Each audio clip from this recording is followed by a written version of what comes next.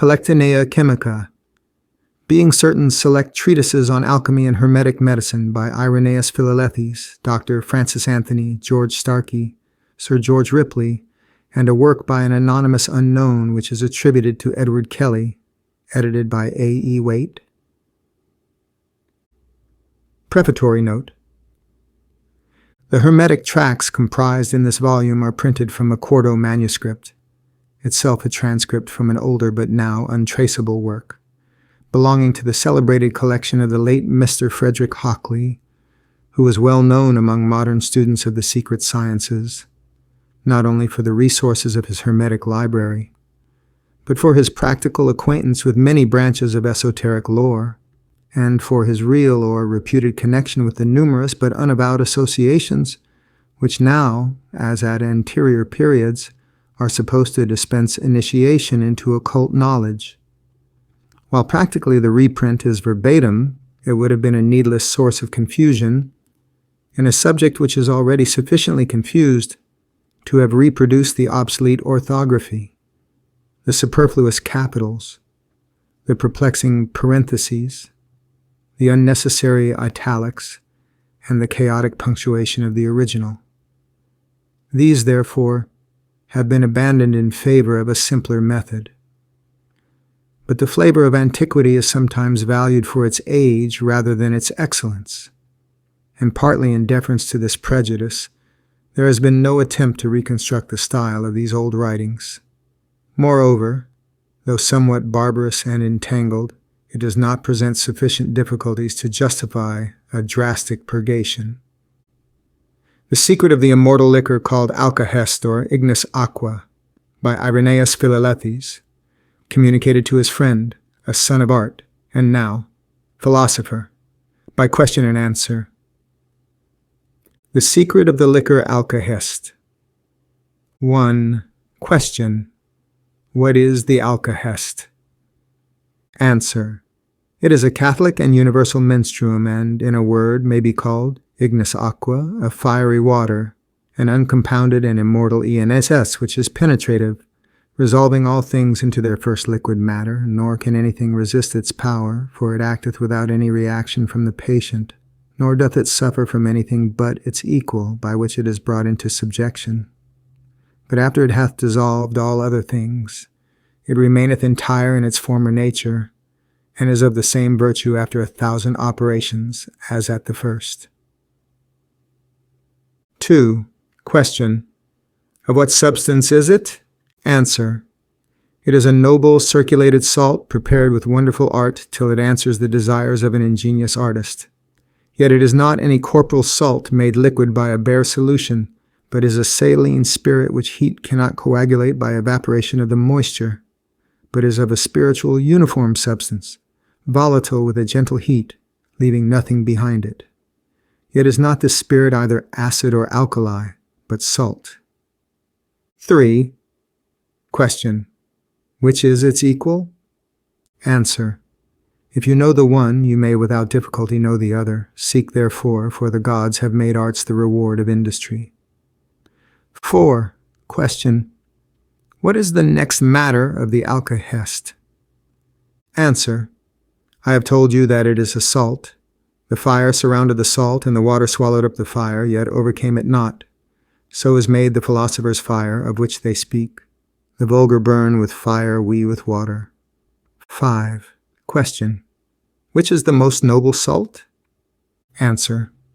If you desire to learn this, descend into yourself, for you carry it about with you, as well the salt as its Vulcan, if you are able to discern it. 6. Question. Which is it? Tell me, I pray you. Answer. Man's blood out of the body, or man's urine, for the urine is an excrement separated for the greatest part from the blood. Each of these give both a volatile and fixed salt. If you know how to collect and prepare it, you will have a most precious balsam of life. 7. Question. Is the property of human urine more noble than the urine of any beast? Answer.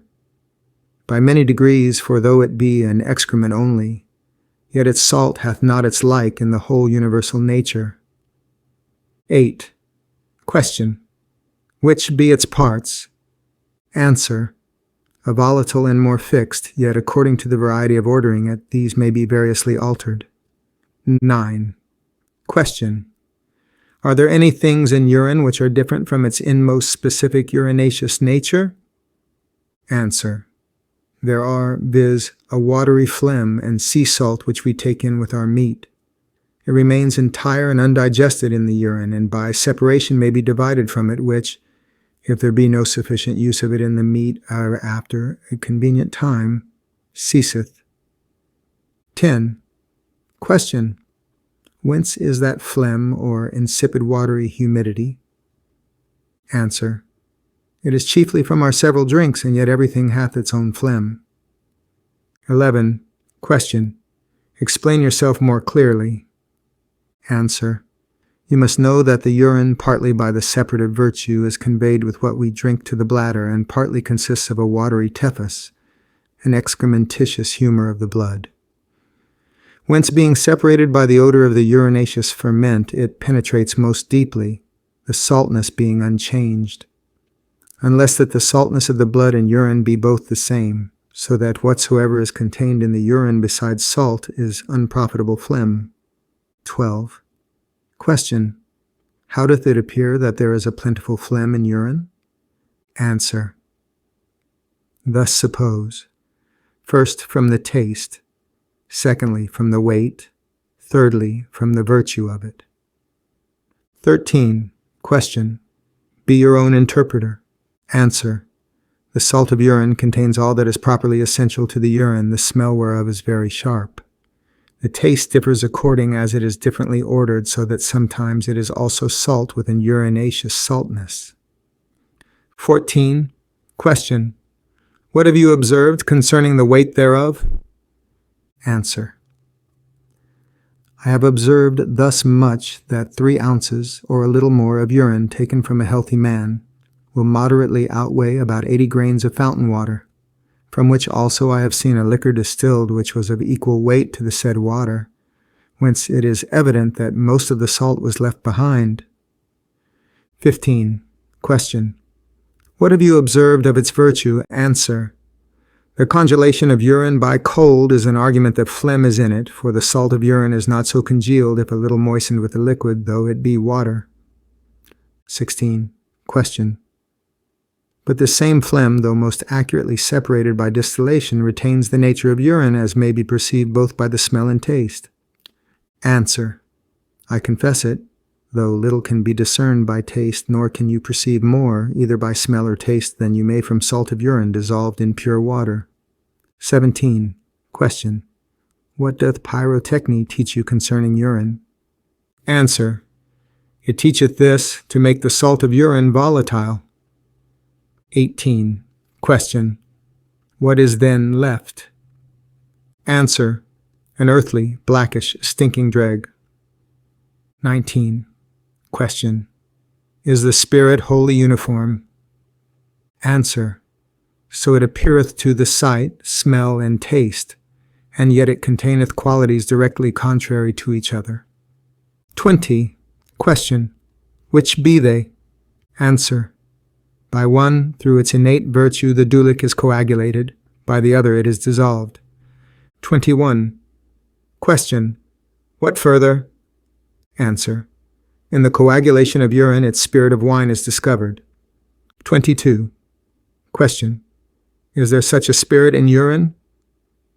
Answer. There is indeed, truly residing in every urine, even of the most healthful man, most of which may be prepared by art.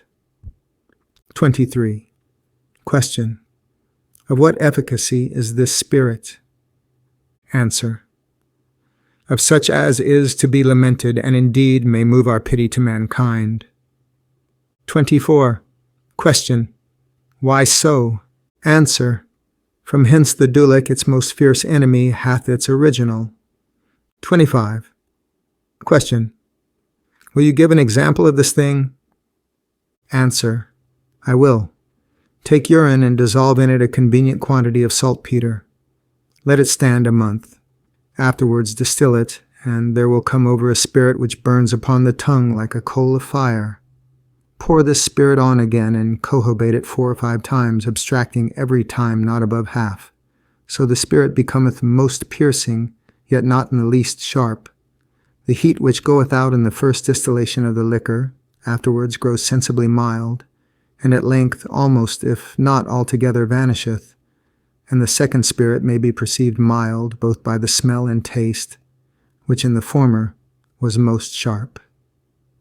26. Question. What have you observed concerning the former spirit? Answer. If it be a little shaked, oily streaks appear sliding here and there, just as spirit of wine distills down the head of the alembic in streaks like veins. 27. Question. What kind of putrefaction should the urine undergo that such a spirit may be got from it? Answer. In a heat scarce to be perceived by sense, in a vessel lightly closed, or covered rather. It may also be sometimes hotter, sometimes cooler, so that neither the heat nor cold exceed a due mean. 28. Question. How may this winy spirit become most perspicuous? Answer. By such a putrefaction as causeth a ferment and exciteth ebullition, which will not happen in a long time if the urine be kept in a wooden vessel, and in a place which is not hot, but yet keeps out the cold, as, suppose, behind a furnace in winter, where let it be kept till of itself a ferment arise in the urine and stirs up bubbles, for then you may draw from it a burning water which is somewhat winy. 29. Question. Is there any other spirit of urine? Answer. There is. For urine, putrefied with a gentle heat, during the space of a fortnight or thereabouts, sends forth a coagulating spirit which will coagulate well rectified aqua vitae. 30. Question.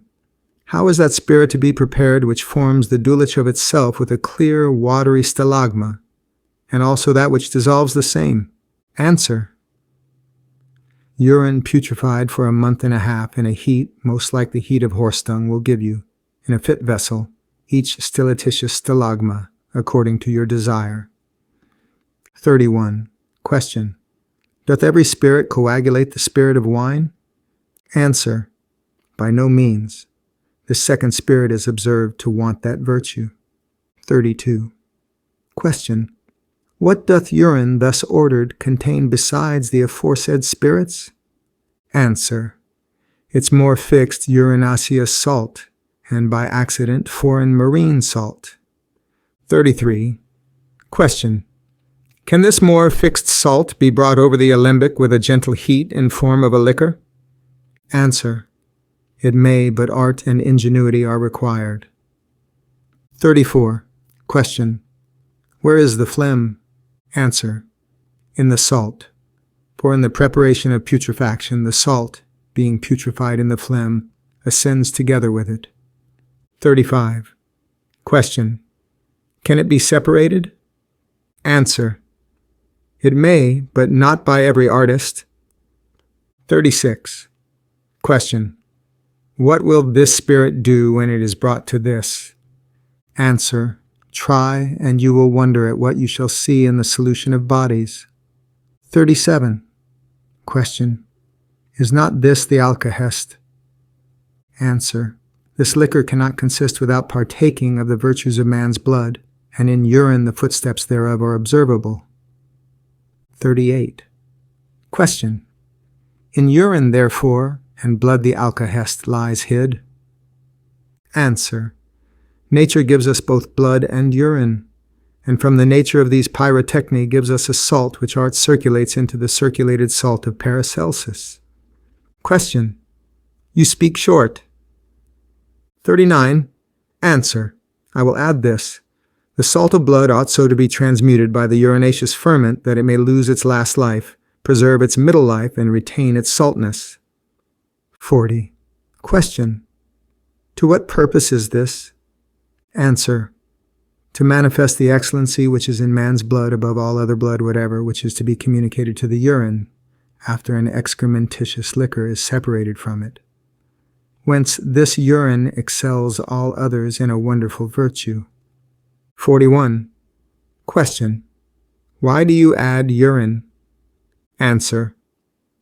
You must know that to transmute things a corruptive ferment is required, in which respect all other salts give place to the strong urinous salt. 42. Question. Cannot the phlegm be collected apart from the salt? Answer. It may, if the urine be not first putrefied. 43. Question. How great a part of the water is to be reckoned phlegm? Answer. 9 parts of 10, or thereabouts, distilled from fresh urine are to be rejected. The 10th part, as much as can be extracted in form of liquor, is to be kept from that dried urine which remains in the bottom by a gentle fire, which will not cause sublimation. Let the salt be extracted with water, so that there be as much water as half that urine whence this feces was dried. Whatsoever is imbibed by the water, let it be poured off by decanting. Let it be strained or purged per deliquium. Then filter it through a glass. Let fresh water be poured on, and reiterate this work till the salt become pure. Then join this vastly stinking salt with your last spirit and cohobate it. Praised be the name of the Lord. Amen. Aurum Potabile, or the receipt of Dr. Francis Antoni, showing his way and method, how he made and prepared that most excellent medicine for the body of man. Dr. Francis Antoni's receipt, showing the way to make his most excellent medicine called Aurum Potabile. Take block tin and burn it in an iron pan, making the pan red hot before you put it in, keeping a continual fire under it and stirring it always till it be like unto ashes. Some will look red. It will be burning a day, or half a day at the least. It must be stirred with an iron coal rake, a little one, the handle 2 feet long. GHM made an iron pan 1.5 feet long and 1 foot broad, the brims 2 inches deep, and made an oven in a chimney with bars of iron in the bottom, whereon he placed the pan and a place under to make fire. And it will after this manner sooner be burned, as on half a day. The smoke will not hurt it. These ashes keep in a glass close covered. Take of these ashes 4 ounces, and of the strongest red wine vinegar 3 pints, and put them in a glass like an urinal, the ashes being put in first. Lute the vessel, and let it stand in a hot balneum 10 days, which ended. Take it forth, and set it to cool, and let it stand 2 or 3 whole days, that the feces may sink unto the bottom. The glass must be shaken 6 or 7 times every day. That which is clear, let it run forth unfiltered by 2 or 3 woolen threads into a glass basin, and distill it in a glassen still, till the liquor be stilled all forth. This distilled water put upon 4 ounces of fresh ashes, upon the ashes from which the first liquor was filtered. Put also a quart of strong red wine vinegar. Lute the glass as before, and put him into the balneum, and there let him stand to digest 10 days. Filter this, and distill it, as aforesaid. Thirdly, pour on those ashes 1 pint of the like vinegar, and put it in balneum 10 days. Filter it, and distill it, as aforesaid. After the 3rd infusion, throw away the ashes. Distill all the infusions apart, till the liquor be clean distilled forth. Take this distilled water as often as it is distilled, and pour it upon new ashes, keeping the weight in order. Their infusions, filterings, and distillations reiterate 7 times. And you shall have of this water the menstruum sought for. You must take heed that the vinegar be of red wine and very strong, otherwise your menstruum will not perform your expectation. The bishop gave Dr. Antony 30s. For a quart of menstruum, take an ounce of pure refined gold, which costs 3 pounds 13 S4D. Cast it into a wedge and file it into small dust with a fine file. Put this ounce of filed gold into a calcined pot, and put to it so much white salt as will near fill the pot, and set it among charcoals where it may stand continually hot 4 hours. If it stand too hot, the salt will melt. Which 4 hours ended, take it forth and let it stand to cool. Then put it on a painter's stone and grind it very small with a muller. Then put it into the pot and calcine it, and grind it again till you have done it 4 or 5 times. If it look red and blue when you take it forth, it is perfect good. After this calcining and grinding, put it into a glass basin, and put to it the basinful of scalding hot water, and stir it a good while, till the thick part is fully settled to the bottom. Then pour away that water, and put the like. Stir it and let it settle as before, and so do again, till the water when it is settled have no taste of salt. This will be doing 2 or 3 days. Of this ounce of gold there will be hardly above 16 or 17 grains brought into fine white calx, but to separate it from the gold, leave a little of the last fresh water in the basin, and stir it well together. The calx will swim to the top, which softly pour from the gold into another basin.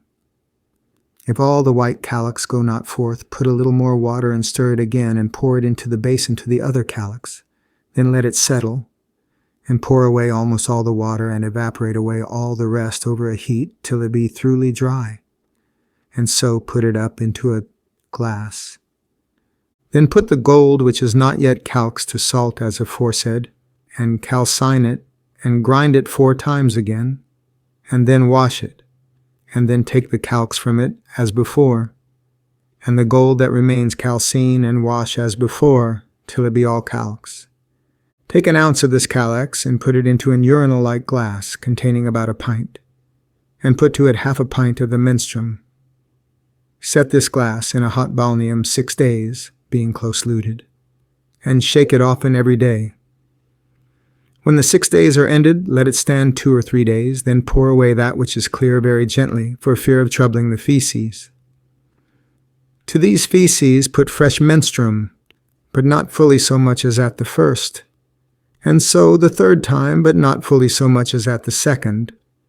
Then take the dry feces, which are the calx, and keep them lest some tincture remain therein. These colored liquors put into a glass still, and distill them in a balneum at the first with a very gentle fire, till all that which is clear be run forth, and that which remain be as thick as honey. Then take it forth and set it to cool. Then put the glass into an earthen pot, and put ashes about the glass into the pot, and fix the pot into a little furnace fast, and make a fire under, so that the glass may stand very warm till the feces be black and very dry. You may look with a candle through the glass still, and see when it is risen with bunches and dry. Then take away your fire, and let the glass be very cold. Then take out the black earth. This black earth being taken forth, put it into a glass basin, and grind it with the bottom of another round glass to powder, and put it into an urinal-like glass containing about a pint, and to that put a little above half a pint of the spirit of wine. Set this glass in a cold place till it be red, which will be about 10 days. Shake it often every day till within 3 days you pour it forth. Then pour away the clear liquor gently, and that clear put into a glass, still, or other glass, till you have more. Then put more spirit of wine to those feces, and order it as before, and if that be much colored, put spiritus vini to it the 3rd time, as at the first. Put all these colored liquors together, and distill them till the feces, called the tincture, be as thick as a syrup. Take an ounce of this tincture, and put it into a pint of canary sack, and so, when it is clear, you may drink of it, which will be about a day and a half. The preparation of the vinegar to make the menstruum. Glasses necessary. Get 3 or 4 glassen stills, which will hold 1 gallon or 2 apiece, and a balneum 2 feet and a half square to hold many glasses. Get about 6 gallons of the strongest red wine vinegar. Vinegar of claret or white wine is too weak. Made of red wine, sack, or muscadine, and set as many stills going at a time as your balneum will hold. Take a pint of that which runneth first, and put it away, as weak and not fit for this use. Then still out all the rest, till the still be dry. Wash the still with a little of the phlegm, the first running, and then wipe it dry. Then put in that which was distilled, and do as before, putting away the first pint, and so do 5 times. So of 1 gallon you shall have 3 pints of the spirit of vinegar, and of your 6 gallons only 2 gallons and 2 pints. and if your spirit be yet too weak, distill it oftener. This keep in a glass close stop to make your menstruum with. You may stop it with cork and leather over it. You must provide 3 strong green glasses to make menstruum, with little mats round the bottoms, containing 4 pints apiece. To lute them, fit a wooden stopple of dry wood, first boiled and then dried in an oven, to the mouth.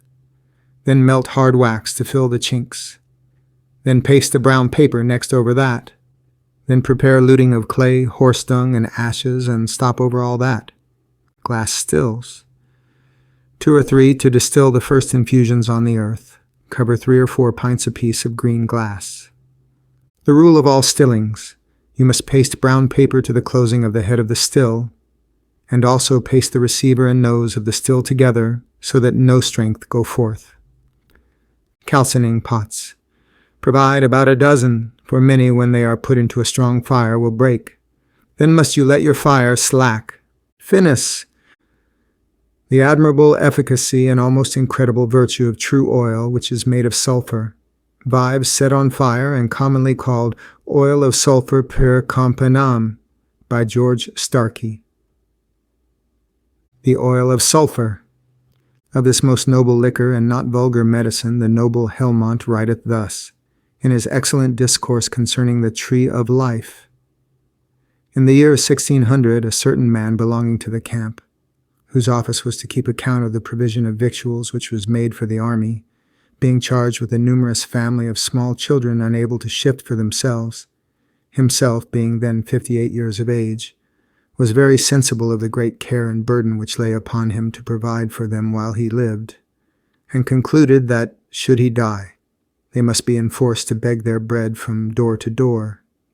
Whereupon he came, saith Helmont, and desired of me something for the preservation of his life. I then, being a young man, pitied his sad condition, and thus thought with myself, the fume of burning sulphur is, by experience, found powerfully effectual to preserve wines from corruption.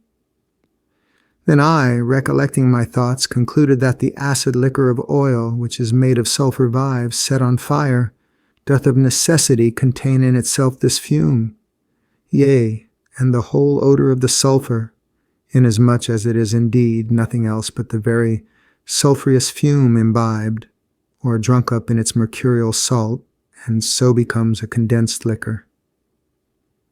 Then I thought with myself, our blood being, to us, no other than, as it were, the very wine of our life, that being preserved, if it prolong not the life, at least it will keep it sound from those many diseases which proceed originally from corruption, by which means the life being sound, and free from diseases, and defended from pains and griefs, might be in some sort spun out into a further length than otherwise.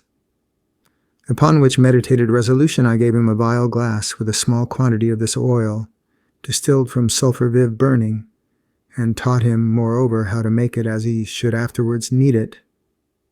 I advised him of this liquor he should take 2 drops before each meal and a small draught of beer, and not, ordinarily, to exceed that dose, nor to intermit the use of it, taking for granted that 2 drops of that oil contained a large quantity of the fume of sulphur.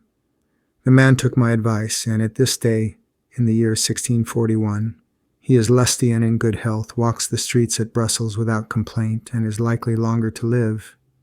And that which is most remarkable, in this whole space of 41 years, he was not so much as ill so as to keep his bed, yea, although, when of great age in the depth of winter, he broke his leg, near to his ankle bone, by a fall upon the ice. Yet with the use of the oil he recovered without the least symptom of fever, and although in his old age poverty had reduced him to great straits and hardship, and made him feel much want of things necessary for the comfort and conveniency of life, yet he lives, healthy and sound, though spare and lean. The old man's name is John Moss, who waited upon Rithovius, Bishop of Ypres, in his chamber, where the Earls of Horn and Egmondon were beheaded by the Duke of Alva, and he was then 25 years of age, so that now he is complete 99 years of age, healthy and lusty, and still continues the use of that liquor daily.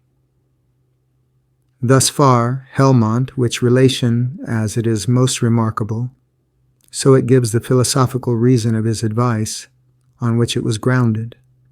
And elsewhere the same author relates how by this liquor he cured many dangerous deplorable fevers, which by other doctors had been given over for desperate. And in other places he commends it as a peerless remedy to assuage the intolerable thirst which accompanies most fevers. To which relation and testimony of this most learned doctor and acute philosopher I shall add my own experience. I find it a rare preservative against corruption, not only in living creatures, but even in dead flesh, beer, wine, ale, etc.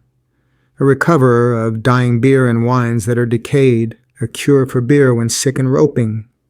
Flesh by this means may be preserved so incorruptible as no embalming in the world can go beyond it for the keeping of a dead carcass, nor salting come near its efficacy. As to the conserving meat or fowls or fish, which by this means are not only kept from corruption, but made a mumial balsam, which is itself a preservative against corruption of such as shall eat thereof, which being a curious rarity, and too costly to be made a vulgar experiment, I shall pass it over and come to those cases which are most beneficial and desirable. It is an excellent cleanser of the teeth. Being scoured with it, they will become as white as the purest ivory, and the mouth being washed with oil dropped in water or white wine, so as to make it only of the sharpness of vinegar, it prevents the growing of that yellow scale which usually adheres to the teeth, and is the forerunner of their putrefaction. It prevents their rottenness for the future, and stops it, being begun, from going further, takes away the pain of the teeth, diverts rheums, and is a pure help for the savor of the breath, making it very sweet. In a word, there is not a more desirable thing can be found for such who would have clear or sound teeth, or sweet breath, or to be free from rheums, for which use let the water be made by dropping this oil into it as sharp as vinegar, as I said before. Against a tickling cough or a hoarseness, it is a rare remedy, not only taken 2 or 3 drops twice a day inwardly, in the usual drink one useth before each meal, but also by gargling the throat with it, and, so used, it is excellent against swelled throats, anginas, strumas, palates of the mouth inflamed, or the uvula of the throat, or the almonds of the ears, which are usually said then to be fallen. It is excellent also against the headache, and to divert rheums from the eyes, to wash the temples therewith. Likewise to take away tetters, morphew, or scabs, this dropped into water is a pleasant, safe, and effectual remedy. Besides which outward applications it is a lord internally taken, preventing corruption, rooting out the seeds thereof, though never so deeply concealed in the body, and, upon that score, opening inveterate obstructions, eradicating old pains, and preventing otherwise usual relapses into strangoretical, colical, or arthritical pains. It is abstersive, cleansing all excrementitious settlings in the mesaraic or mesenterial vessels, and so cutting off the original source and taking away the cause of putrefactive corruption, which is the productive beginner of very many diseases. On this score it lengthens the life and frees the body from many pains and ails to which it otherwise would be subject. It is a pleasant remedy, having only a little sharpness, which to the palate is most grateful.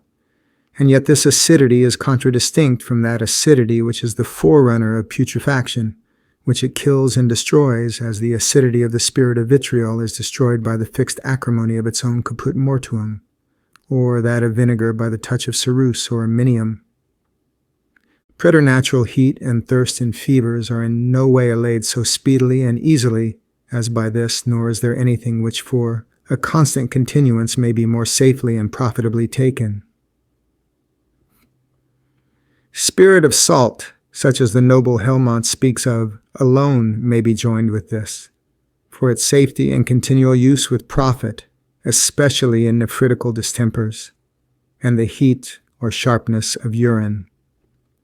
Now, as this is so noble a medicine, so there is none in the world more basely adulterated and counterfeited, our wise doctors commending for it, quid pro quo, an adulterated mineral acidity of vitriol, distilled in a retort from vulgar sulphur, which the apostate chemists prepare and sell for, and the knavish apothecaries use and give to their patients, instead of this true spirit which, if sincere, is clear as water, ponderous and exquisitely acid, made of sulphur vive only, set on fire without any other mixture, and the fumes received in a broad glass, fitted for the purpose, vulgarly called a campana or bell, from its shape or likeness. Most sottish is that maxim of the doctors, that spirit of sulphur and vitriol are of one nature, when experience teacheth that mere acetosity of vitriol, which brings over nothing of its excellent virtue, will dissolve argent vive, which the strongest spirit of sulphur, truly and not sophistically made, will not touch, nor will that recover beer or wines, or preserve them, as this will do. One, therefore, is an unripe esurine acetosity of little virtue, the other a balsam of antidotary virtue, a preservative against corruption, and upon that score nothing can be used more effectually as a preservative against or a remedy in contagious fevers, smallpox, measles, or pestilence than this, nor more ridiculously than the other, which being drawn from the vulgar sulphur that hath an infection of malignity mixed with it, which it took from the arsenical nature of the minerals from which it was melted, adds nothing to the virtue of the crude vitriolate spirits, but only that which was before of little virtue to become a medicine of more danger and hazard, but not a jot more goodness than it was, when first wander, sick, JBH, from the vitriol, which being of itself clear and crude, is for to deceive the ignorant by its color, tinctured with some root or bark. Thus the credulous world is imposed upon and cheated, while, instead of the most noble remedies, in name promised, adulterated trifles are produced, to the disparagement of art, and the scandal and reproach of the professor's medicine. To discover which abuses and vindicate the art, I have made my preludium concerning this oil or spirit of sulphur, the virtues of which, if truly and faithfully made, are so eminently remarkable and almost incredibly efficacious that I thought it not unworthy my pains in a few lines to communicate to the studious reader both what real benefit is to be expected from the true, and what injury is cloned to the deluded, at least, if not destroyed, patients by the sophisticate oil of sulphur. Postscript. That those who desire this so pleasant, so efficacious and profitable a remedy may not be abused by the base counterfeit oil of vitriol, corruptly called oil of sulphur, because it has been once distilled from common unwholesome brimstone, and tincted with some bark or root of which the town is full, and all apothecaries' shops, to the great abuse of art, but much greater of those who make use of it instead of the true, when indeed it hath not one quality like thereto. Let the reader be informed that at George Starkey's house in St. Thomas Apostles, next door to Black Lion Court, and at Richard Johnson's, at the Globe in Montague Close in Southwark, the true is to be had, drawn from sulphur vive, set on fires, without any addition but the sulphur itself, which is easily known by its clearness, sharpness, weight, not working on quicksilver, turning bitter like to gall on the filings of silver, preserving wine and beer from corruption, restoring then when decayed, and, in a word, by its quenching feverish heat and thirst, etc.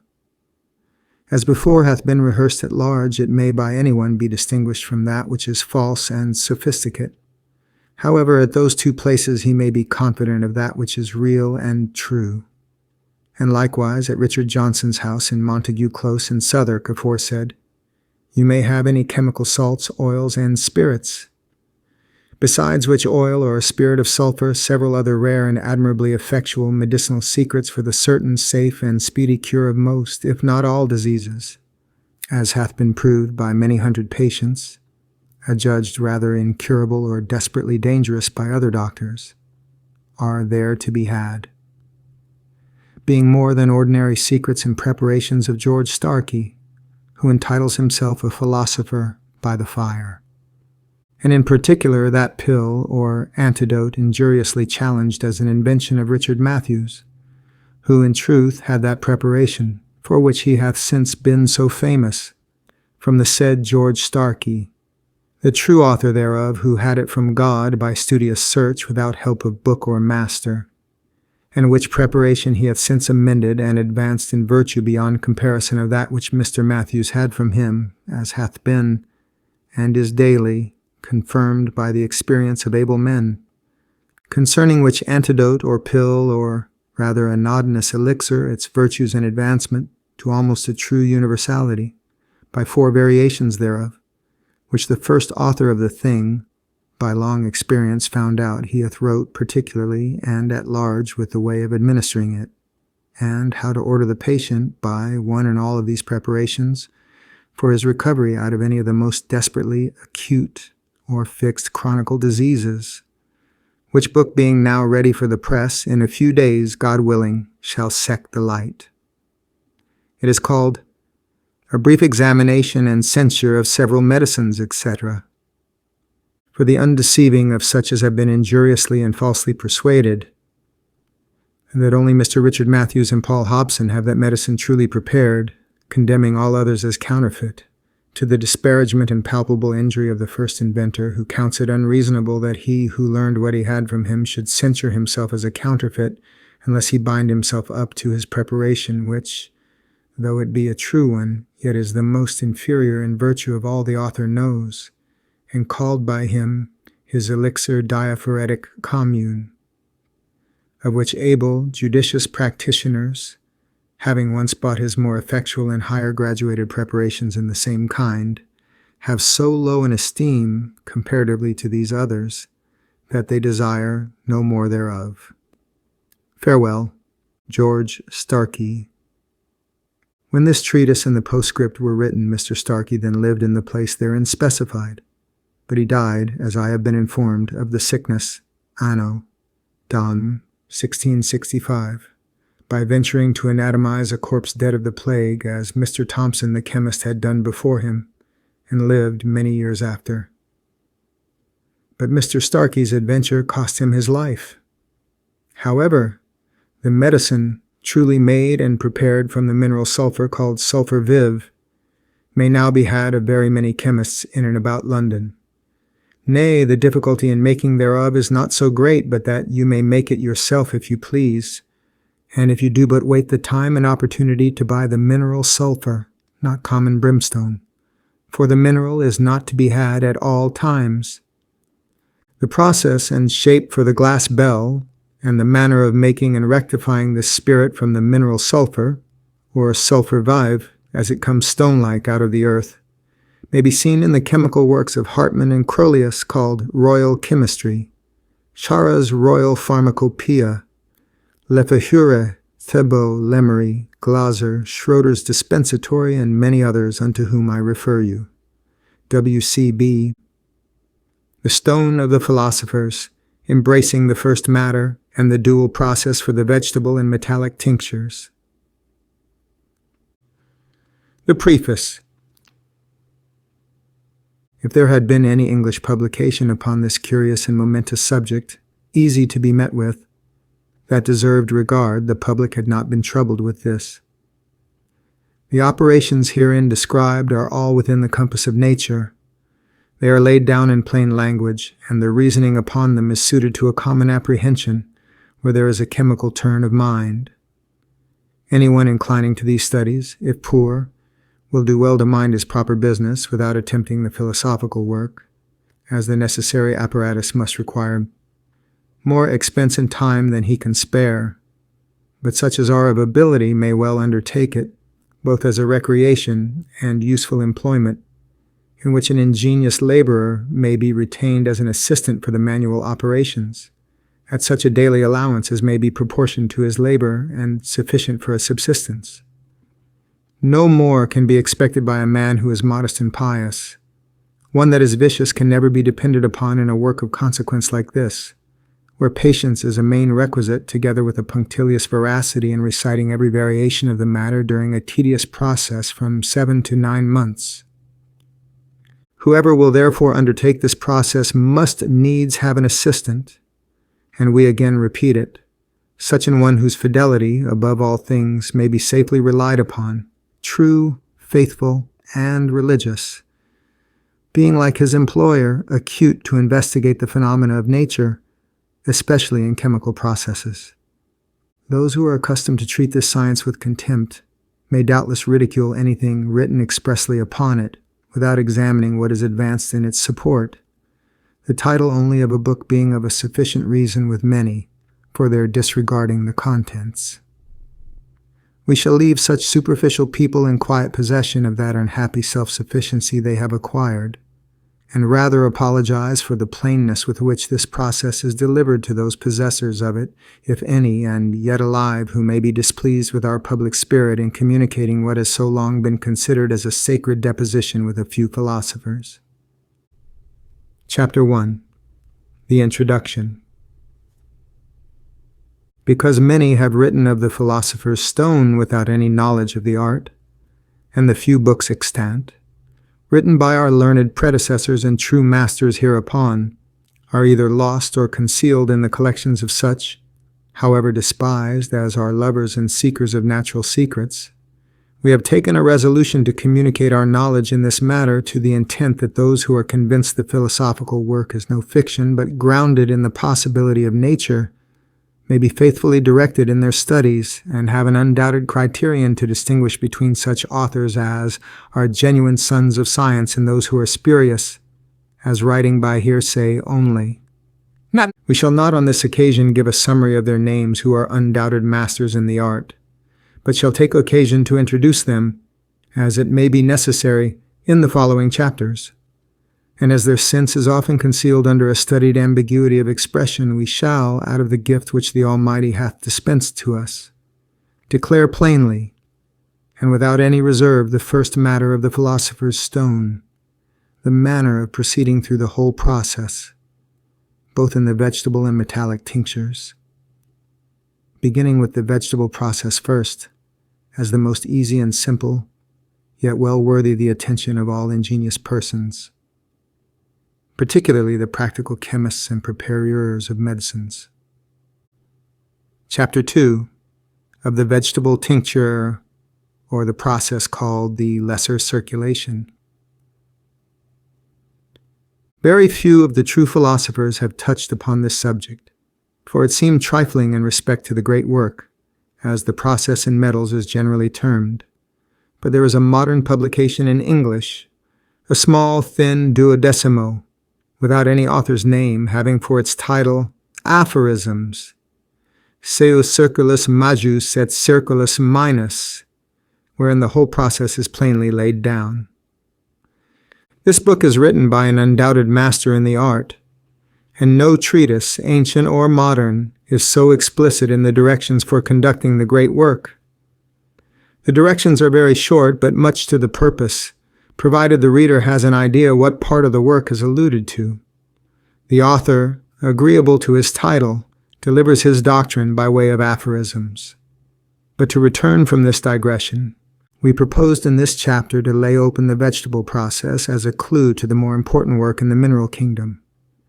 A certain person who is now living and advertises balsam of honey, tincture of sage, etc., has turned his studies this way, and from his great abilities as a professed physician and botanist, has convinced all unprejudiced persons that noble tinctures may be extracted from vegetables.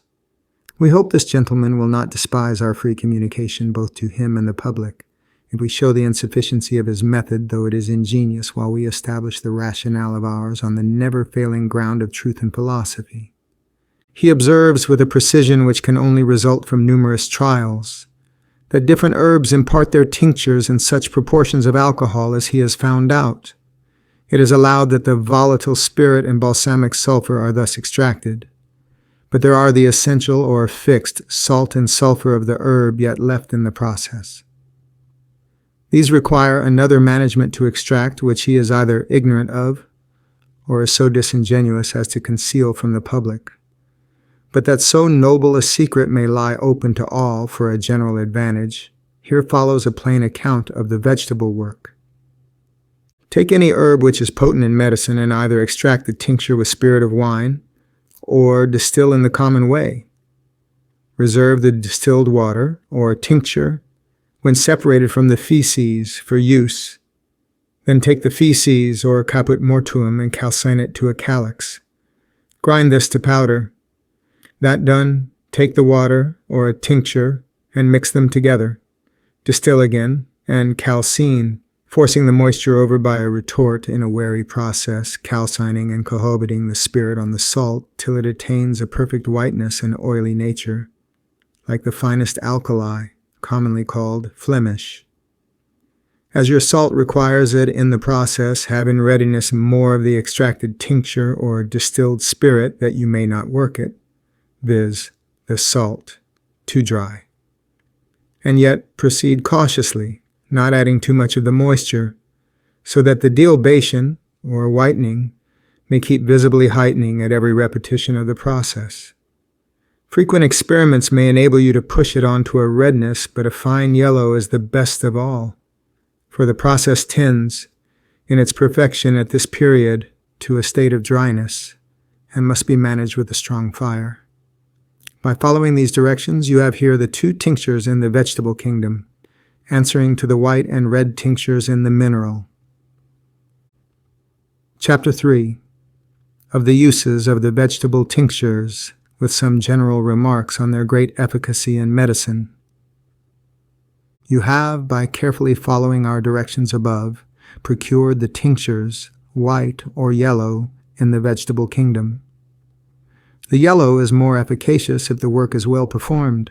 Either of them, by being exposed in the air, will soon run into a thick essential oil smelling very strong of the plant, and the virtues of any quantity may be concentred by often repeating the circulation. But you have no need of this unless for curiosity, there being in your tinctures a real permanent power to extract the essential virtues of any herb, you may require on immersion only, where the essential salt and volatile spirit together with the sulphurous oil are all conjoined, floating on the top of your tincture, and the terrestrial feces precipitated to the bottom, not as in distillation or the extraction of the tincture with alcohol, while the stalk and texture of the plant are entire. No, this vegetable tincture devours the whole substance of the plant and precipitates only the earthy particles acquired in its vegetation, which no degree of calcination could push to an alkali without its essential salt. Such is the virtue of our vegetable tincture, and if the operation be never so often repeated with different herbs, it loses nothing of its virtue, or quantity or quality, casting up the virtues of whatever herb is immersed, and precipitating the earth as before, when both are easily separated and the medicine preserved for use. Let a medicine, thus prepared, be examined, and the principles by which it is extracted, with the general methods of preparation. If the distilled water, for instance, of any aromatical or balsamic herb be took, common experience will convince us that nothing but its volatile parts come over the head. But take the caput mortuum, and it will calcine after this process, and afford an alkali, which proves itself to be an essential salt by its pungency, and will, in the air, run to an oil, which is its essential sulphur. If you take the tincture extracted with alcohol, it is the same, only the more resinous parts of sonic herbs may enrich the extract, and the volatile sulphur giving the color and scent be retained which escapes in distillation. But the potent virtue or soul of the herb, if we may be allowed the expression, goes to the dunghill. It is the same if the expressed juice of the herb is used, and if taken in powder or substance as it is sometimes prescribed, but little of its virtue, beyond its nourishing quality, can be communicated to the patient except as a bitter or a vermifuge, in which cases perhaps it is best by way of infusion. Let none despise the operation above laid down because it is not to be found in the ordinary books of chemistry, but consider the possibility of nature, who brings about wonderful effects by the most simple causes. Neither let that any imagine this process so easy as to perform it without some trials, patiently attending to her operations and endeavoring to account for any deficiency in the course of his work. For this reason, it will be proper that the artist forms to himself an idea what the intention is to procure, how far nature has prepared his matter to work upon, in what state she has left it, and how far it may be exalted above the ordinary point of virtue, which it could attain in the crude air, and this by the philosophic art assisting nature as a handmaid with an administration of due heat, which is nutritive and not corrosive. A recapitulation of the foregoing process with some remarks on the different stages will be sufficient here to explain our meaning above, and prepare the reader for what follows concerning the metallic tincture or stone of the philosophers. The virtues of herbs and simples are confessedly great and manifold. Among these, some are poisonous and narcotic, yet of great use in medicine. None of them but want some preparation or correction. Now the common ways of doing this are defective, neither preserving the virtue entire, nor furnishing any menstruum capable of doing it with expedition and certainty. Alcohol, as was before observed, will extract a tincture and distillation a spirit. We reject neither of these methods in our work, as they are useful to decompound the subject, but we are not content with a part of its virtues. To speak philosophically, we would have its soul, which is its essential salt, and its spirit, which is the inflammable sulphur. The body in which these resided we are not concerned for. It is mere earth, and must return from whence it came, whereas the soul and spirit are paradisiacal if the artist can free them from their earthy prison without loss. But this can only be done by death. Understand us aright. Philosophically speaking, no more is meant than decomposition of the subject into its first principles, as the uniting them more permanently with an increase of virtue is most emphatically called a resurrection and regeneration. Now this decompounding is to be done with judgment, so as not to corrode or destroy, but divide the matter into its integral parts. At this period of the work, the artist will consider what is further intended, keeping nature in view, who, if she is properly assisted in her operations, produces from the dissolution of any subject something more excellent, as in a grain of corn or any vegetable seed, which by cultivation may be pushed to a surprising produce, but then it must die first, as our blessed Savior very emphatically observes. And let this saying dwell upon the artist's imagination, that he may know what he generally intends, for the whole philosophical work, both in vegetables and minerals, is only a mortifying of the subject and reviving it again to a more excellent life. Now, if the intention in the foregoing process was to increase simply any vegetable in its kind, the destruction and revivification must follow the ordinary course of vegetation by the medium of seed, and nature can only be assisted by fertilizing the soil, together with a proper distribution of heat and moisture. Yet there are not wanting authors, and particularly Paracelsus, who boldly describe processes wherein the vital quality of the seed has been destroyed by calcination, and yet brought to life again at the pleasure of an artist.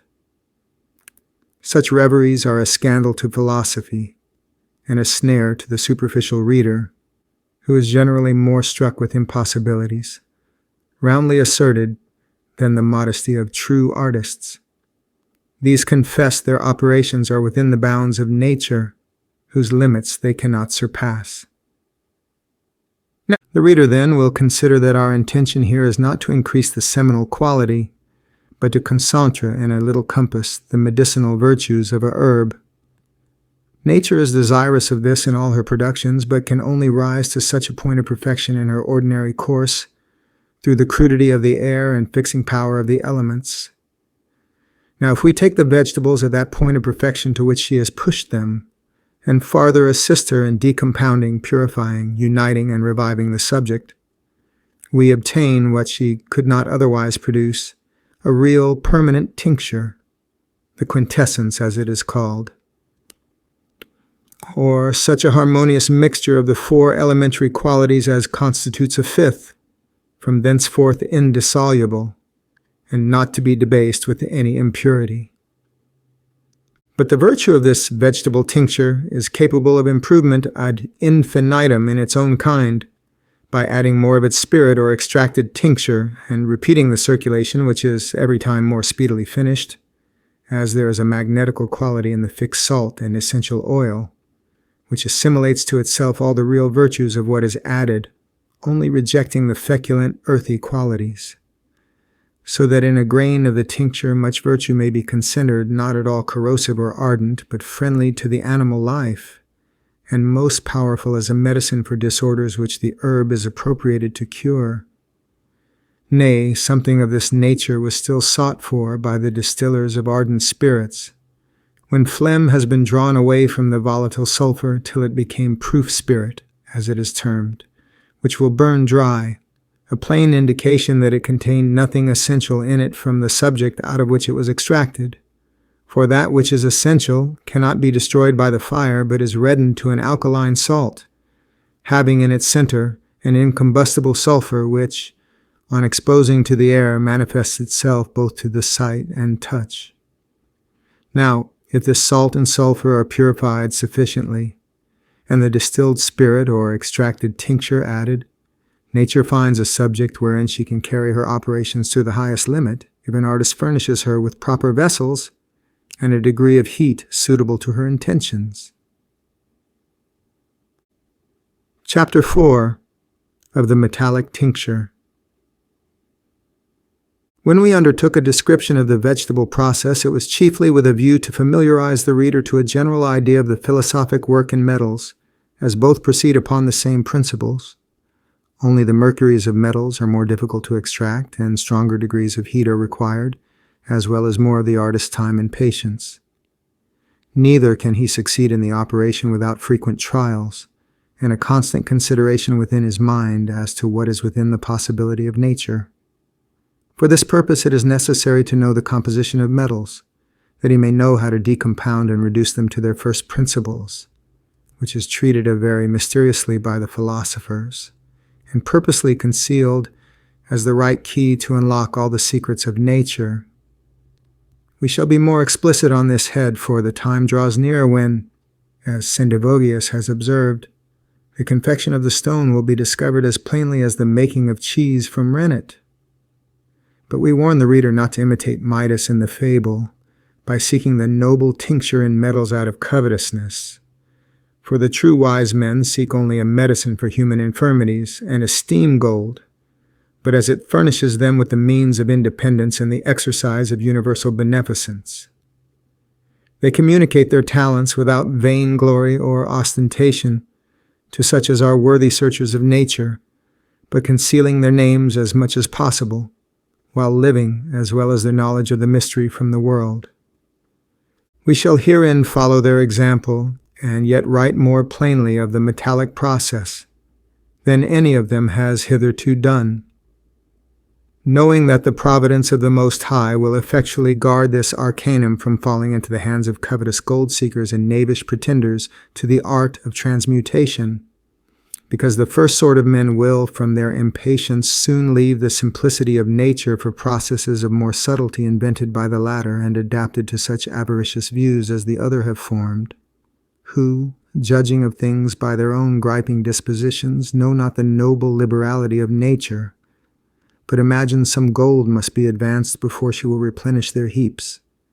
This is well foreseen by those smoke-sellers, who receive what they can catch as if they were her proper agents, and having no conscience to put a stop to their imposition, the deception is kept up till all vanishes in smoke. Let it be observed, then, that all who have written on the art from undoubted principles assert that the genuine process is not expensive, time and fuel, with manual labor being all allowed for. Besides, the matter to be wrought upon is easy to procure by the consent of all. A small quantity of gold and silver is indeed necessary when the stone is made, as a medium for its tinging either in the white or red tinctures, which such pretenders have urged from books of philosophers as a plausible pretense to rob the avaricious both of their time and money. But their pretenses are so gross that none can be sufferers in this respect if they have not justly deserved it. The reader may then rest assured that this process is not expensive, and reject all authors or practitioners who advance anything contrary to this established verity, remembering the simplicity of nature in her operations, observing her frugal method in the production and consummate wisdom in the dissolution of things, always endeavoring at something perfect in a new production, And because we are here proposing to help her in a metallic process, as before in the vegetable, let us consider a little how she forms the metals, in what state she has left them, and what need there is of the artist's skill to assist her in pushing them to that degree of perfection they are capable of attaining.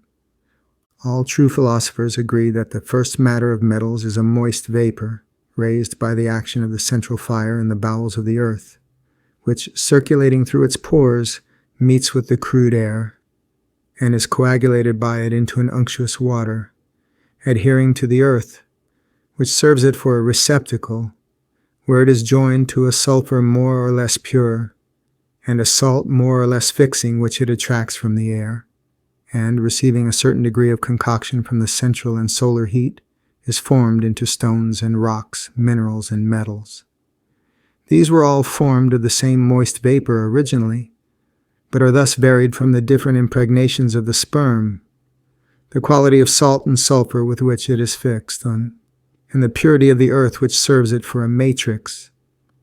For whatever portion of this moist vapor is hastily sublimed to the surface of the earth, taking along its impurities, is soon deprived of its purer parts by the constant action of heat, both solar and central, and the grosser parts, forming a mucilaginous substance, furnish the matter of common rocks and stones.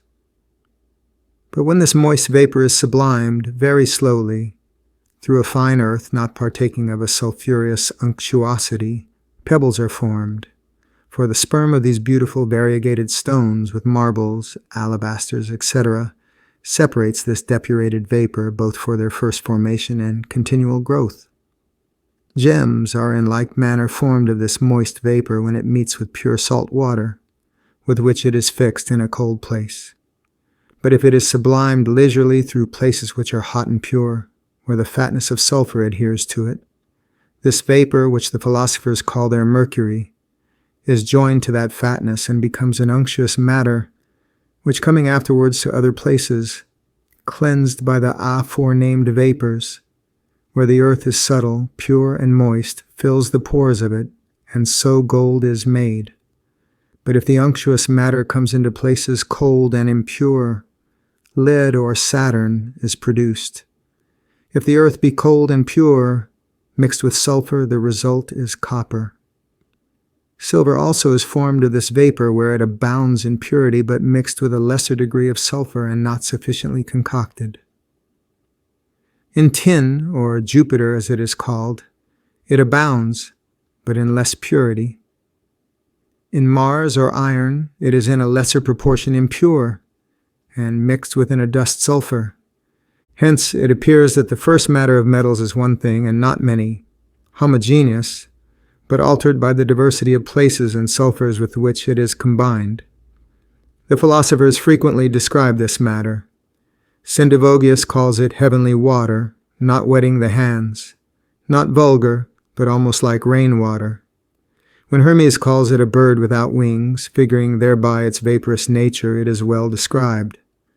When he calls the sun its father and the moon its mother, he signifies that it is produced by the action of heat upon moisture. When he says the wind carries it in its belly, he only means that the air is its receptacle. When he affirms that which is inferior is like that which is superior, he teaches that the same vapor on the surface of the earth furnishes the matter of rain and dew, wherewith all things are nourished in the vegetable and animal kingdoms. This now is what the philosophers call their Mercury, and affirm it to be found in all things, as it is in fact. This makes some suppose it to be in the human body, others in the dunghill, which has often bewildered such as are fond of philosophical subtleties, and fly from one thing to another without any fixed theory about what they would seek, expecting to find in the vegetable or animal kingdoms the utmost perfection of the mineral. To this mistake of theirs, without doubt, the philosophers have contributed with an intention of hiding their first matter from the unworthy, in which they were, perhaps, more cautious than is necessary, for Sendivogius declares that occasionally, in discourse, he had intimated the art plainly word by word to some who accounted themselves very acute philosophers. But they conceived such subtle notions far beyond the simplicity of nature that they could not, to any purpose, understand his meaning. Wherefore he professes little fear of its being discovered, but to those who have it according to the good pleasure and providence of the Most High. This benevolent disposition has induced him to declare more openly the first matter, and fix the artist in his search of it to the mineral kingdom. For, quoting Albertus Magnus, who wrote that, in his time, grains of gold were found betwixt the teeth of a dead man in his grave, he observes that Albertus could not account for this miracle, but judged it to be by reason of the mineral virtue in man, being confirmed by the saying of Morion, "And this matter, O king, is extracted from thee." But this is erroneous, for Morion understood those things philosophically, the mineral virtue residing in its own kingdom, distinct from the animal. It is true, indeed, in the animal kingdom Mercury, or humidity, is as the matter, and sulphur or marrow in the bones as the virtue. But the animal is not mineral, and vice versa.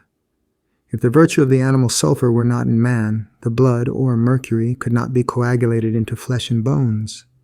So if there were not a vegetable sulphur in the vegetable kingdom, it could not coagulate water, or the vegetable mercury, into herbs, etc. The same is to be understood in the mineral kingdom.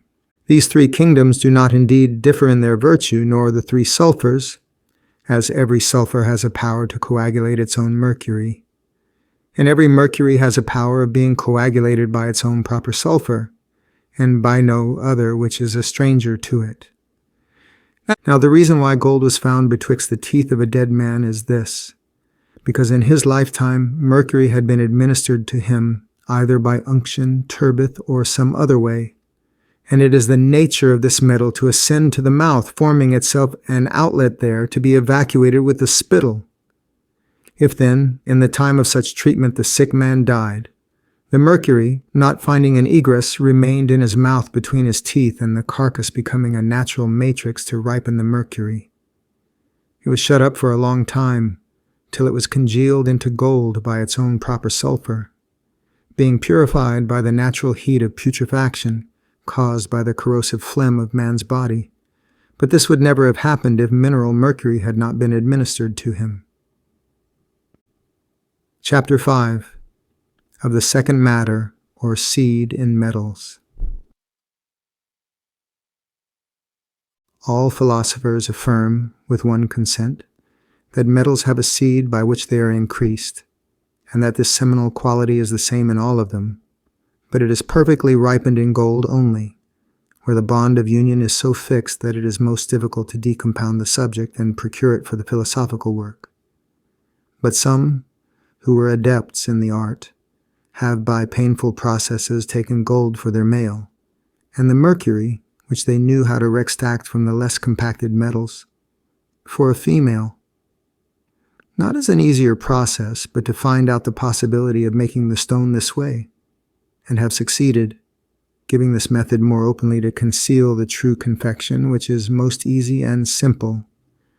We shall, therefore, set before the reader a landmark to keep him from splitting on this difficulty by considering what is the seed wherein the metals are increased, that the artist may be no longer at a loss where to seek for it, keeping in view the writings of our learned predecessors on this subject. The seed of metals is what the sons of wisdom have called their mercury, to distinguish it from quicksilver, which it nearly resembles, being the radical moisture of metals. This, when judiciously extracted, without corrosives or fluxing, contains in it a seminal quality whose perfect ripeness is only in gold. In the other metals it is crude, like fruits which are yet green, not being sufficiently digested by the heat of the sun and acid action of the elements. We observe that the radical moisture contains the seed, which is true, yet it is not the seed, but the sperm only, in which the vital principle floats, being invisible to the eye. But the mind perceives it in a true artist as a central point of condensed air, wherein nature, according to the will of God, has included the first principles of life in everything, as well animal and vegetable as mineral. For in animals the sperm may be seen, but not the included principle of impregnation.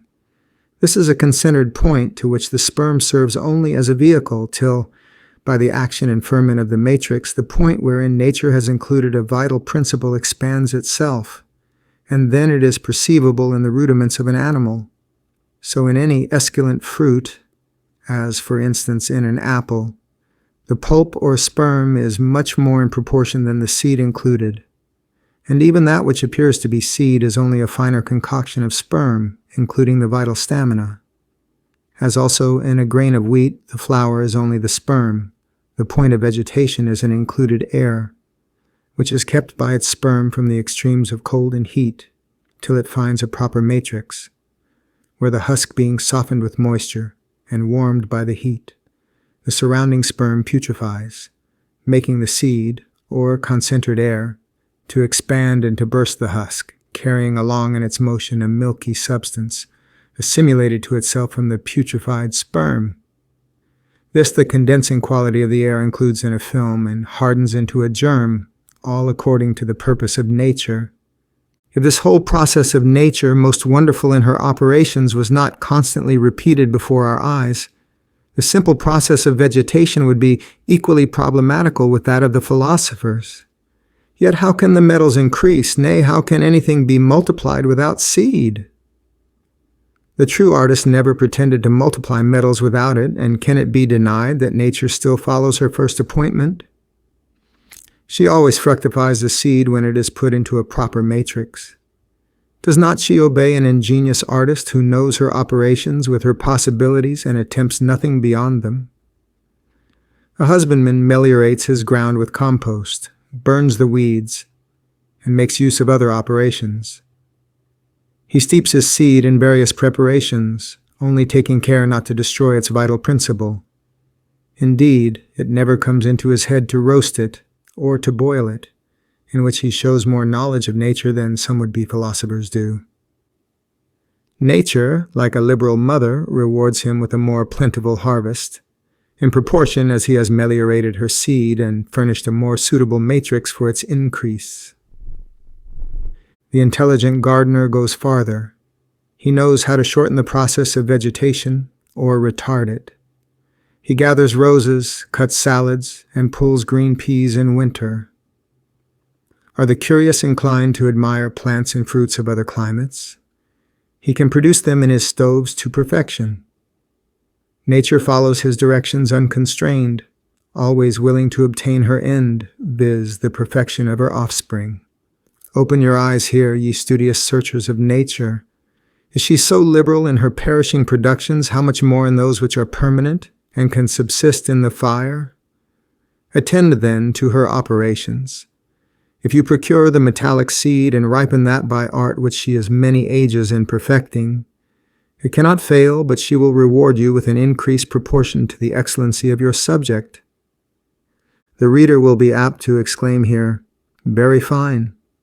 All this is well, but how shall the seed of metals be procured, and whence comes it that so few know how to gather it?" To this it is answered that the philosophers have hitherto industriously kept that a profound secret, some out of a selfish disposition, though otherwise good men. Others, who wished only for worthy persons to whom they might impart it, could not write of it openly, because covetousness and vanity have been governing principles in the world. And, being wise men, they knew that it was not the will of the Most High to inflame and cherish such odious tempers, the genuine offspring of pride and self-love, but to banish them out of the earth, wherefore they have been withheld hitherto. But we, finding no restraint on our mind in that respect, shall declare what we know, and the rather because we judge the time has come to demolish the golden calf so long had in veneration by all ranks of men, insomuch that worth is estimated by the money a man possesses. And such is the inequality of possessions that mankind are almost reducible to the rich, who are rioting in extravagance, and the poor, who are in extreme want, smarting under the iron hand of oppression.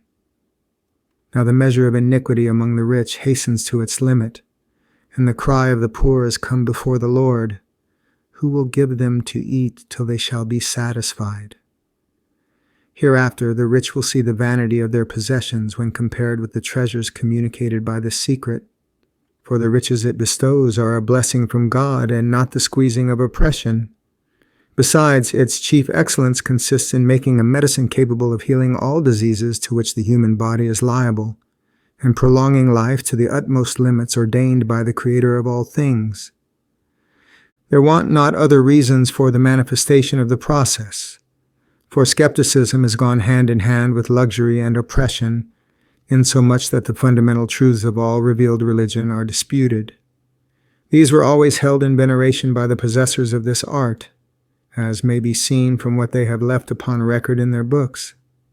And indeed, the first principles of revealed religion are demonstrated from the whole process. For the seed of metals is sown in corruption and raised in incorruption. It is sown a natural body and raised a spiritual body. It is known to partake of the curse which came upon the earth for man's sake, having in its composition a deadly poison, which can only be separated by a regeneration in water and fire. It can, when it is truly purified and exalted, immediately tinge imperfect metals and raise them to a state of perfection, being in this respect a lively emblem of that seed of the woman, the serpent bruiser, who, through his sufferings and death, entered into glory, having thenceforth power and authority to redeem, purify, and glorify all those who come unto him as a mediator between God and mankind. Such being our motives, we can no longer be silent concerning the seed of metals, but declare that it is contained in the ores of metals as wheat is in the grain, and the sottish folly of alchemists has hindered them from adverting to this, so that they have always sought it in the vulgar metals, which are factitious and not a natural production, herein acting as foolishly as if a man should sow bread and expect corn from it, or from an egg which is boiled hope to produce a chicken.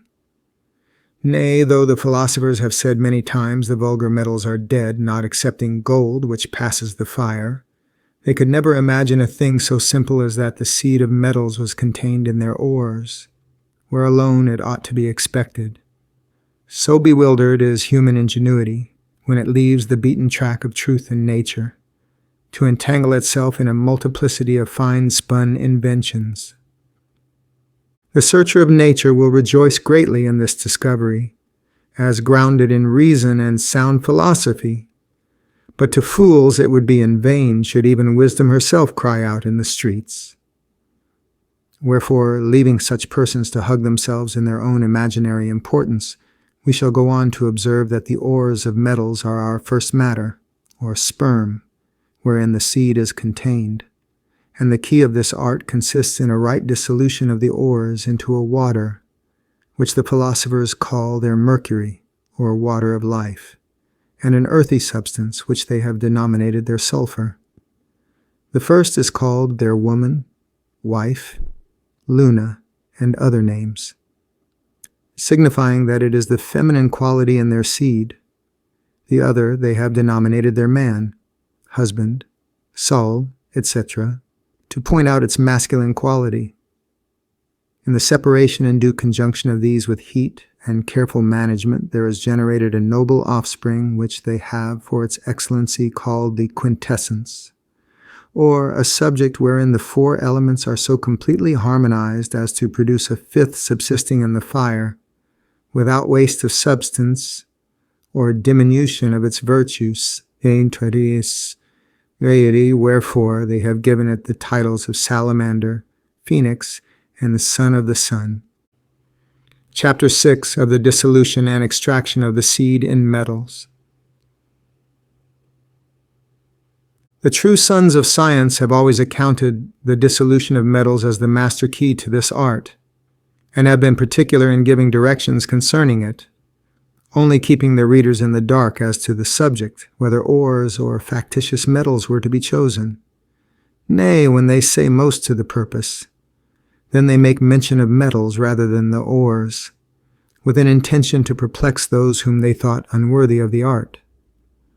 Thus the author of the philosophical duel, or a dialogue between the stone, gold, and Mercury, says, "By the omnipotent God, and on the salvation of my soul, I here declare to you earnest seekers, in pity to your earnest searching, the whole philosophical work, which is only taken from one subject and perfected in one thing. For we take this copper and destroy its crude and gross body. We draw out its pure spirit, and after we have purified the earthy parts, we join them together, thus making a medicine of a poison. It is remarkable that he avoids mentioning the ore, but calls his subject copper, which is what they call a metal of the vulgar, being indeed factitious, and not fit for the confection of our stone, having lost its seminal quality in the fire. But in other respects it is the plainest discovery extant, and is accounted to be so by Sendivogius. Yet the reader is not to suppose that the ore of copper is to be chosen in consequence of that assertion, as preferable to others. No, the mercury, which is the metallic seed, is attainable from all, and is easier to be extracted from lead, which is confirmed by the true adepts, advising us to seek for the noble child where it lies in a despised form, shut up under the seal of Saturn. And indeed, let it be supposed, for an illustration of this subject, that anyone would propose to make malt. He may effect his purpose in the other corns, but barley is generally chosen because its germ is made to sprout by a less tedious process, which is to all intents and purposes what we want in the extraction of our mercury. Neither are the proceedings unsimilar in both cases, if regard is had to the fixity of ores, and the ease with which barley gives forth its seminal virtue from the slight cohesion of its parts. Let the artist remark how a maltster manages his grain by wetting, to loosen the cohesion of its parts, and leaves the rest to nature, knowing that she will soon furnish the necessary heat for his purpose, if he does not suffer it to escape by mismanagement in the laying of his heap too thin, or raising the fermentation too high by a contrary proceeding. As it is well known, actual fire may be kindled from the fermentation of vegetable juices when crude, and ripe corn, under such treatment, would soon be fit for nothing but hogs, or the dunghill. Now the intention is to raise such a fermentation only as will draw out the vegetable mercury without spoiling it, either for the earth if it was cast there to fructify, or the kiln, if it is to be fixed at that precise point by exhaling the adventitious moisture, and thus preserving the whole strength of its seminal quality for the purposes of brewing, or making malt spirits. Suppose, then, an artist would extract a mineral mercury from the ores and chooses lead ore for his subject. He can only assist nature in the process by stirring up a central heat, which she includes in everything not already putrefied as a root of its life, in which it is increased. The medium by which this central heat is put in motion is known to be putrefaction, but the ores of every kind are found to resist putrefaction in all known processes extant. They may, indeed, when they have been fluxed in the fire, contract a rust from the air, which is a gradual decomposition of their substance. But this is only the natural decay of a dead body, not the putrefaction of its sperm for the purposes of propagation.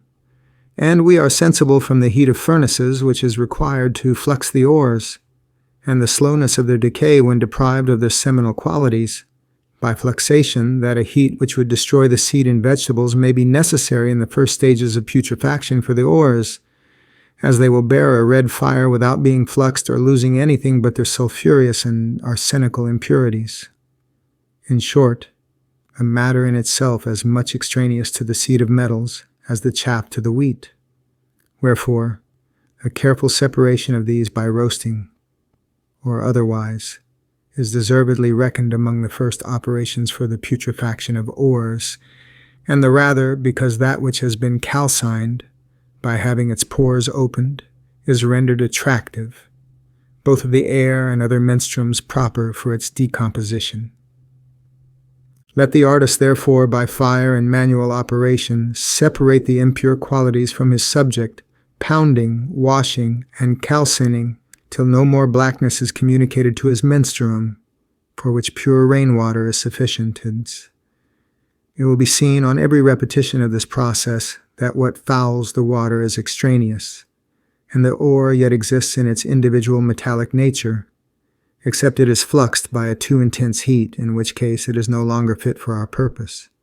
Therefore, fresh ore is to be used, The matter being thus prepared, its central fire will be awakened if it is treated properly according to the process for extracting quicksilver from its ores by keeping it in a close heat, which is continued without admission of the crude air, till the radical moisture is elevated in the form of a vapor and again condensed into a metallic water, analogous to quicksilver.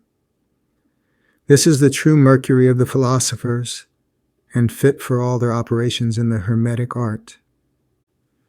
Chapter 7. Of the separation and further treatment of our philosophical seed. The putrefaction of our subject being thus completed, it exists under two forms: the moisture, which was extracted, and the residuum, being our philosophical earth and water. The water contains its seminal virtue, and the earth is a proper receptacle, wherein it may fructify. Let the water then be separated and kept for use. Calcined tile earth, for an impurity adheres to it which can only be taken away by fire, and that too of the strongest degree. For here there is no danger of destroying the seminal quality, and our earth must be highly purified before it can ripen the seed. This is what Sendivogius means when he says, "Burn the sulphur till it becomes sulphur incombustible." Many lose in the preparation what is of most use in the art, for our mercury is actuated by the sulphur, else it would be of no use. Let, therefore, the earthy part be well calcined, and return the mercury on the calcined earth.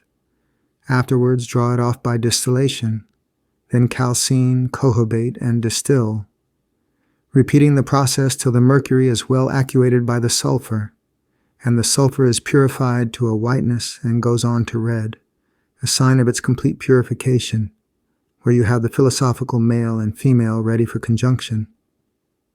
This must now be managed with judgment, as the noble child may be yet strangled in the birth.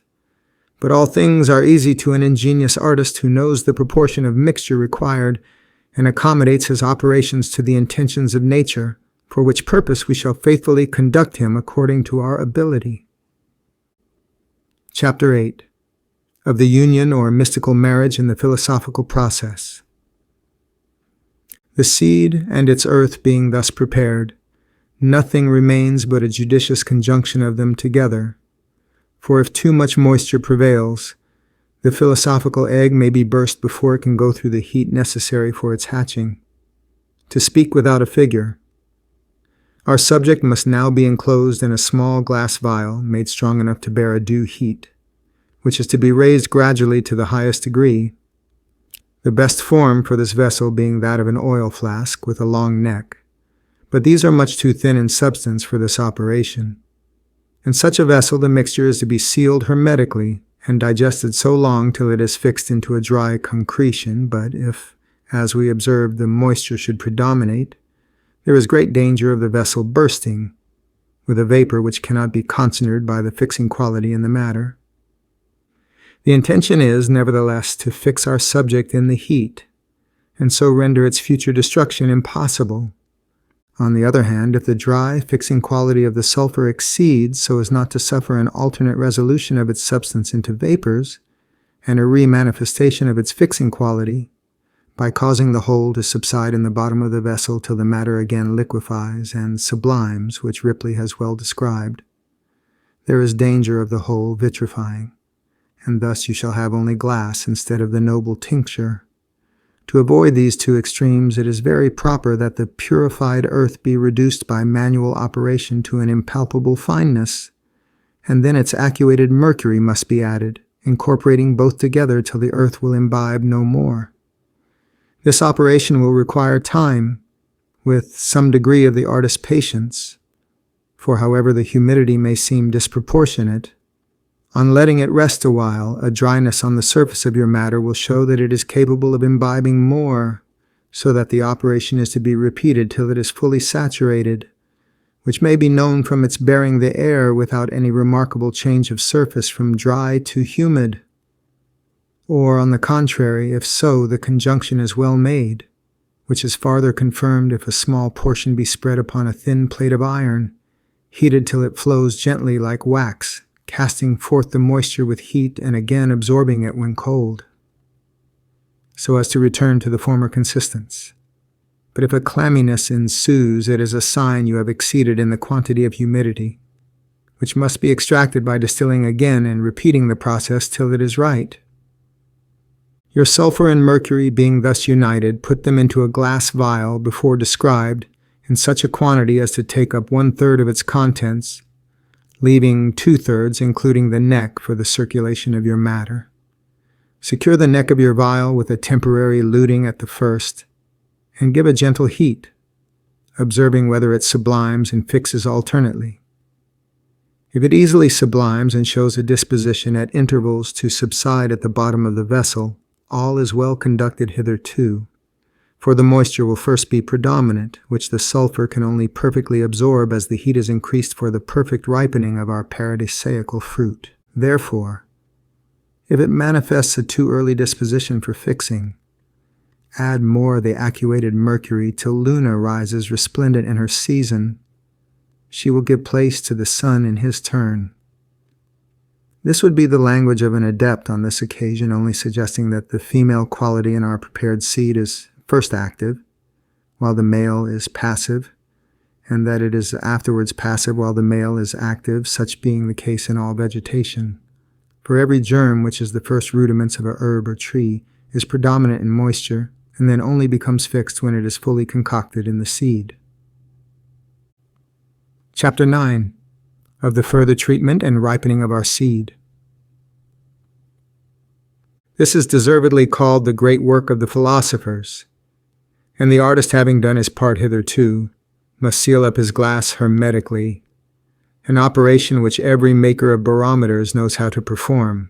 The glass is then to be put into a furnace with a proper nest contrived for its reception, so as to give a continual heat from the 1st to the 4th degree, and to afford the artist an opportunity from time to time of inspecting every change which his matter assumes during the process, without danger of damping the heat and putting a stop to its perfect circulation.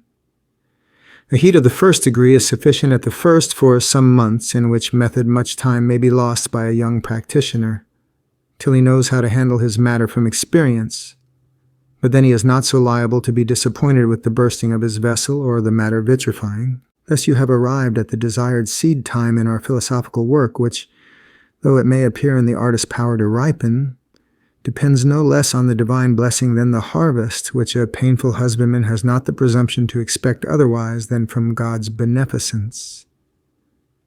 There are many requisites to entitle anyone to the possession of our philosophical harvest, and the true laborers in it have sought for such persons to whom they might communicate it by evident testimony of the senses, after which they account the confection of our stone an easy process, manageable by women and children. But without such a communication, there is a necessity that those who would undertake it are endowed by nature with an ingenious mind, patient to observe and accurate to investigate her ordinary appearances, which, from their commonness, are less noticed than such phenomena as are more curious, though of less importance. Yet these, for the most part, employ the precious time of those egregious triflers, the modern virtuosi.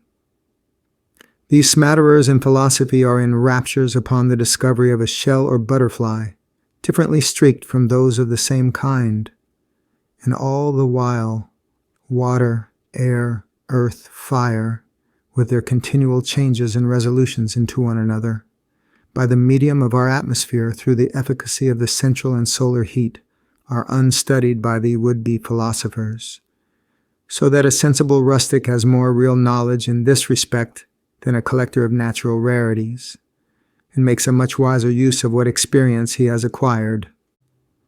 Chapter 10. Of the further process to the ripening of our noble seed. Supposing such dispositions in the artist as have been previously laid down, and the work well performed hitherto, for his direction herein we shall describe the changes which our subject undergoes during the second part of the process, commonly called the great work of the philosophers, our vessel being warily heated at the first for fear of its cracking.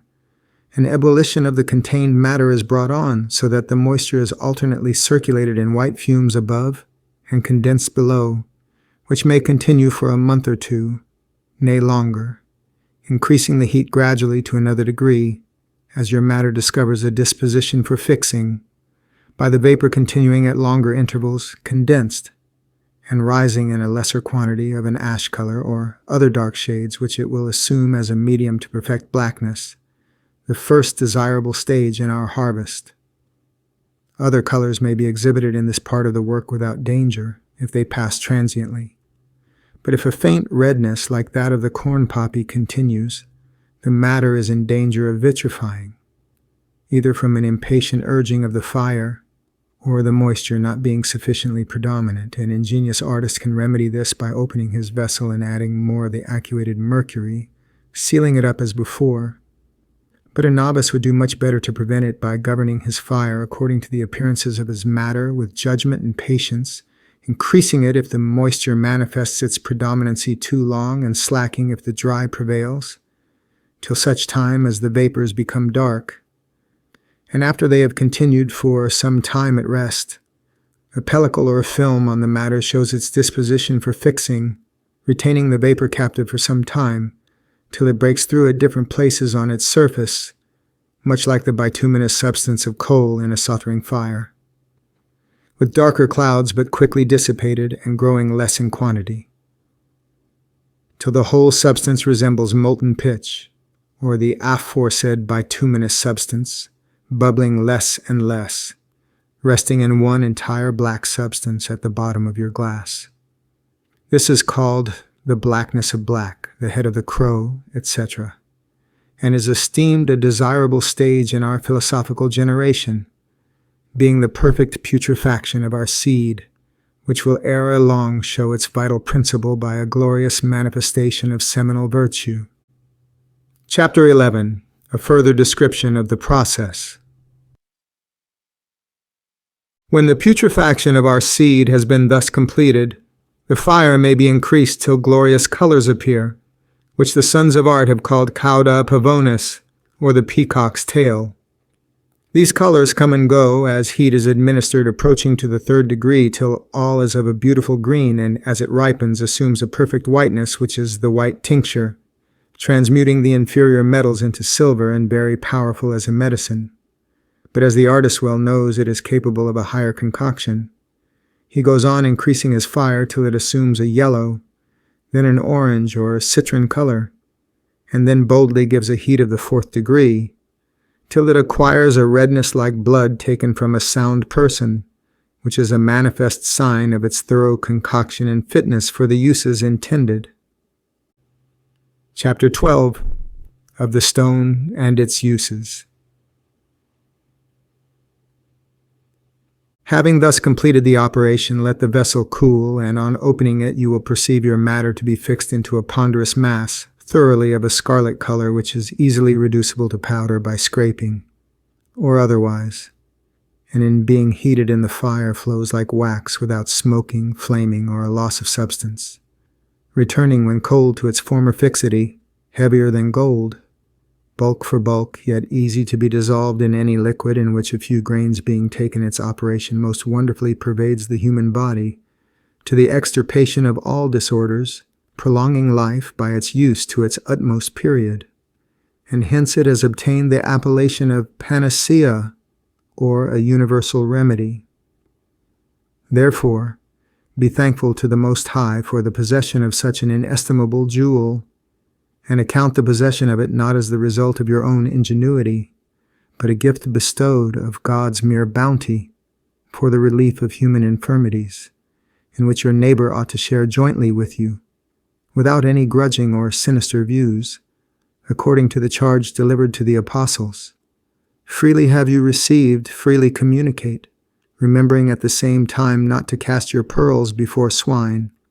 In a word, to withhold the manifestations of nature you are enabled to exhibit by the possession of our stone from the vicious and unworthy. Chapter 13. Of the transmutation. It is much to be lamented that the seekers of natural knowledge in this art propose, principally, the science of transmutation as their ultimate view, and overlooking the chief excellency of our stone as a medicine.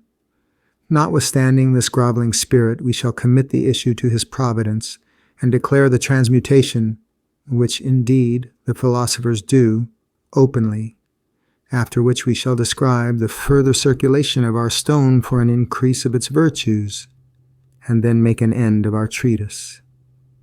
When the artist would transmute any metal, for instance lead, let a quantity be melted in a clean crucible, to which let a few grains of gold in filings be cast.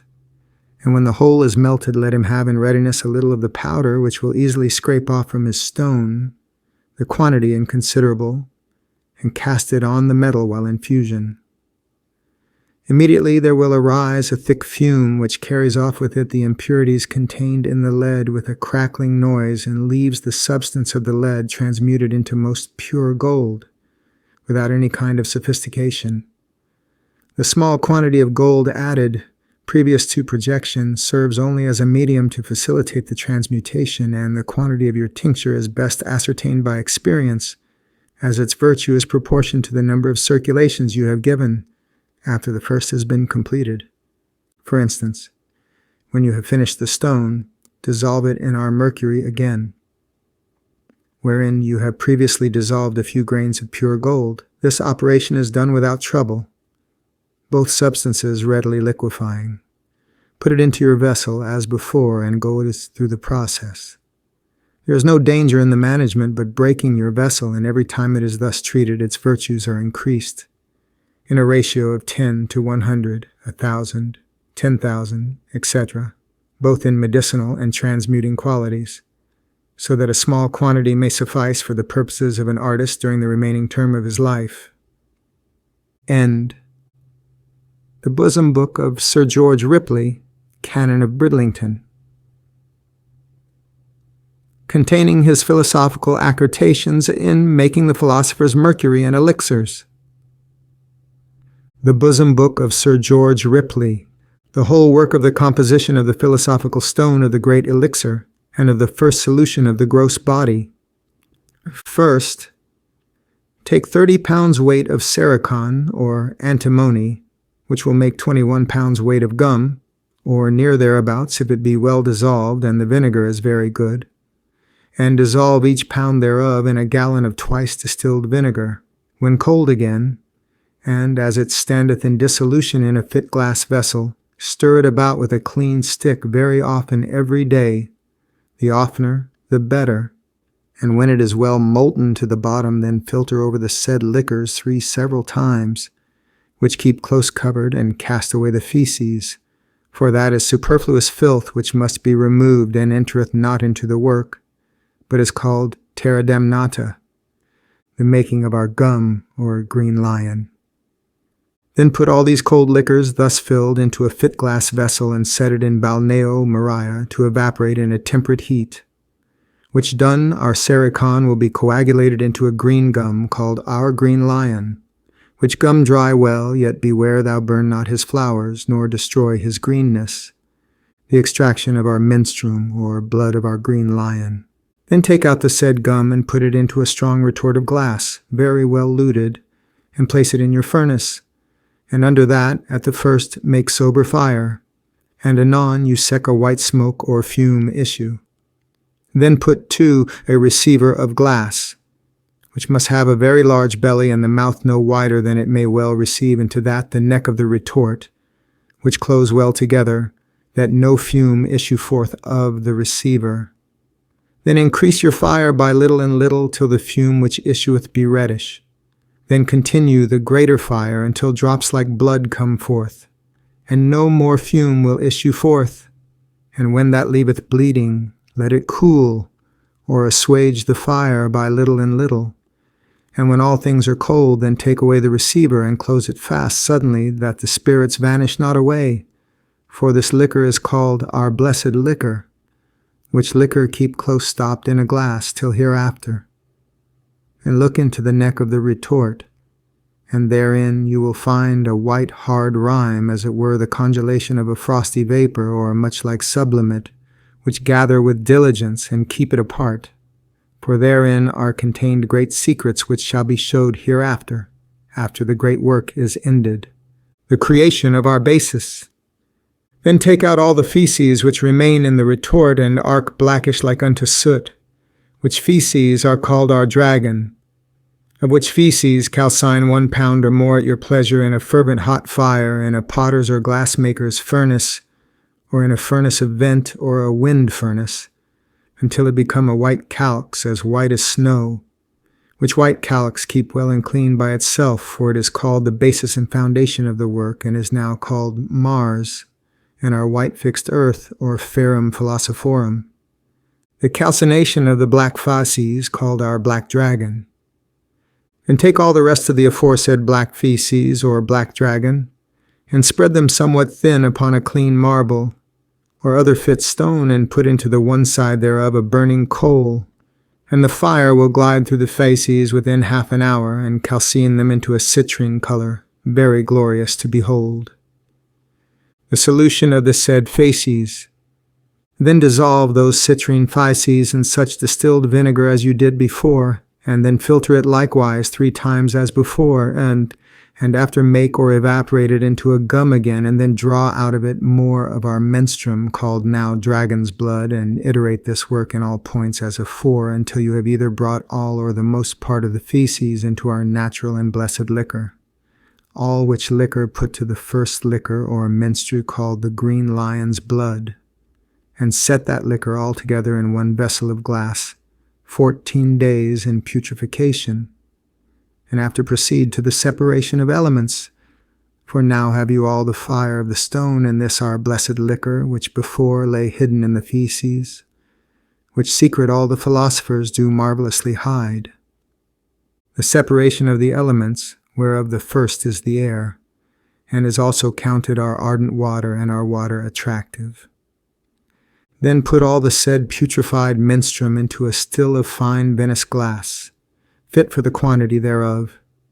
Put on the limbeck, and close it to the still with a fine linen cloth dipped in the white of an egg, and then set it in balneo Maria, put to the receiver, which must be of great length, that the spirit respire were not out again, and with a very temperate heat separate the elements one from another, and then the element of air will issue forth first, which is an oil.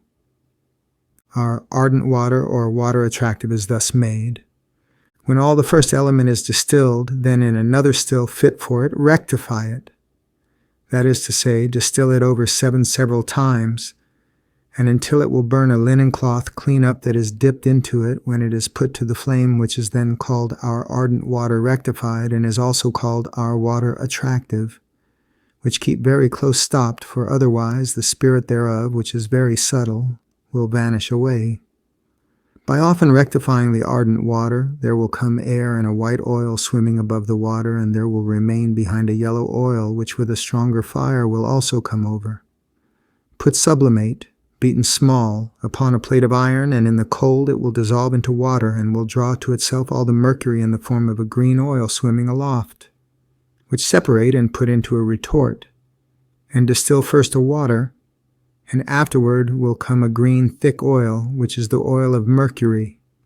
The flood or water of the stone, then draw out the flood or water of the stone by itself in another receptory, which liquor will be a somewhat white, and draw it with a very gentle fire of balneum, until there remain in the bottom of the still a thick oily substance, like unto liquid pitch. Keep this water by itself in a fit glass, very close stopped. Note: when the liquor cometh white, you must put on another receiver, for then all that element is come over. 2 or 3 drops of this black liquid oil given in spirit of wine cureth all poison taken inwardly. Our man's blood is thus taken and rectified. Then put our ardent water upon that matter black and liquid, stir them well together, and let it so stand well covered for 3 hours. Then decant and filter it. Put on fresh ardent water, and repeat this operation 3 times, and then distill it again with a moist lent fire of balneum. And so do 3 times, and then it is called man's blood rectified, which the workers in the secrets of nature do seek. And so thou hast the elements exalted in the virtue of their quintessence, namely, the flood that is water and the air. Let this blood be kept for a season, the oil or fire as the earth of the stone. Then put up the flood or water upon the black and soft matter or earth of the stone, Let them be well mingled together, and then distill the whole till there remain in the bottom an earth most dry and black, which is the earth of the stone. Save the oil with the water for a season, close stopped in any wise. The fiery water. Then beat this black earth into powder and mingle it with man's blood, and so let it stand 3 hours. After that distill it on ashes with a good fire, and reiterate this work 3 times.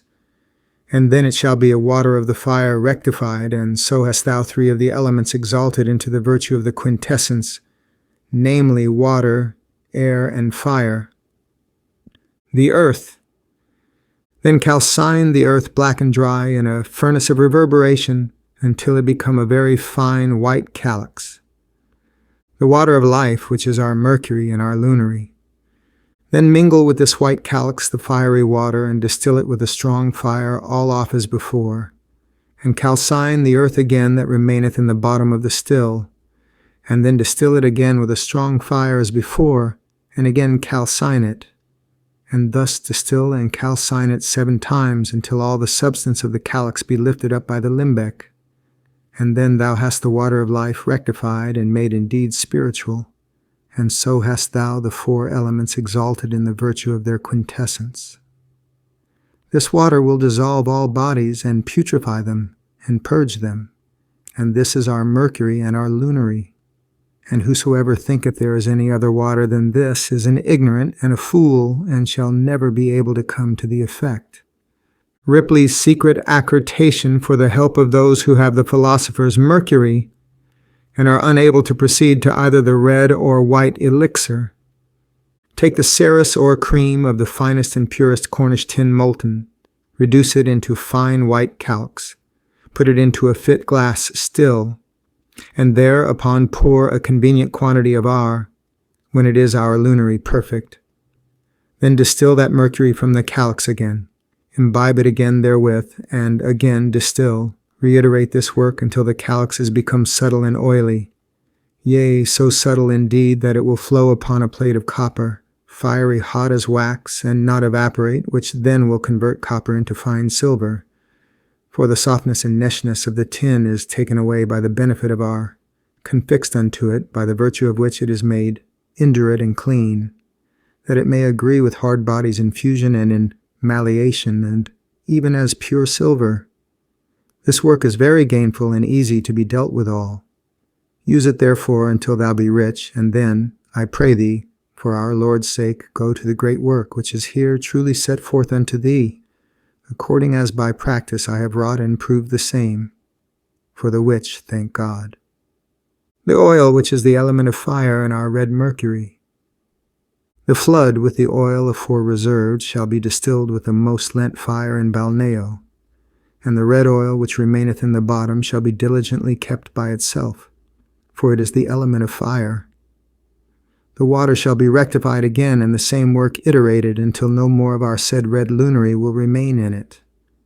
The work of putrefaction, when all your elements be thus separated, then take the white calcined feces, first of all reserved, called Mars, and put so much thereof into a chemia as will scarcely fill half the glass, and thereupon pour so much of our ardent water rectified as may but well cover the calyx.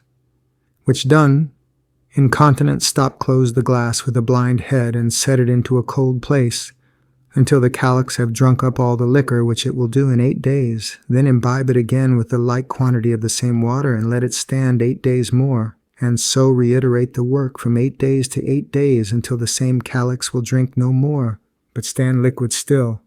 Then seal up the glass with Hermes' seal, and set it in balneo Mariae in a temperate heat to putrefaction, the digestion of the white stone. Then in that temperate balneum let your glass stand unremoved by the space of fully 150 days, and until the stone within the glass become first russet, and after whitish green, and after that very white, like unto the eyes of fishes, which then is sulphur of nature flowing, and not evaporating in fire, and our white stone ready to be fermented. Another secret accretation of Sir George Ripley. Take the above said sulphur of nature, and project a quantity upon a plate of glass fiery hot, and the glass shall be converted into a silver color, and that color shall not be removed by any art. The digestion of the red stone. Then take out the white stone and divide it into two, and know the true weight of each half. The one half reserved to the white work, the other half put into the glass, and seal it up again with Hermes' seal, and then remove the glass into a cineration, which is somewhat a hotter fire, and let it stand there likewise unremoved in that digestion until it become red, and of a purple color. So have you the red stone also ready to be fermented. The preparation of the ferment to the white stone. Then take silver, well purged from all metals and other filth that may be joined with it, and dissolve it in as much of our lunary, which is as the quantity of your silver is, and in no greater quantity as near as you may, and set it upon warm ashes close covered, and when it is thoroughly dissolved, the whole liquor will be green. Then rectify clean from it again twice or thrice, so that no drop of our be left with it. Then seal up the oil of Luna in a chemia, and set it in balneo to putrefy until it show all colors, and at the last come to be crystalline white, which then is the white ferment of ferments. The fermentation of the white stone. Then put that half of the white stone,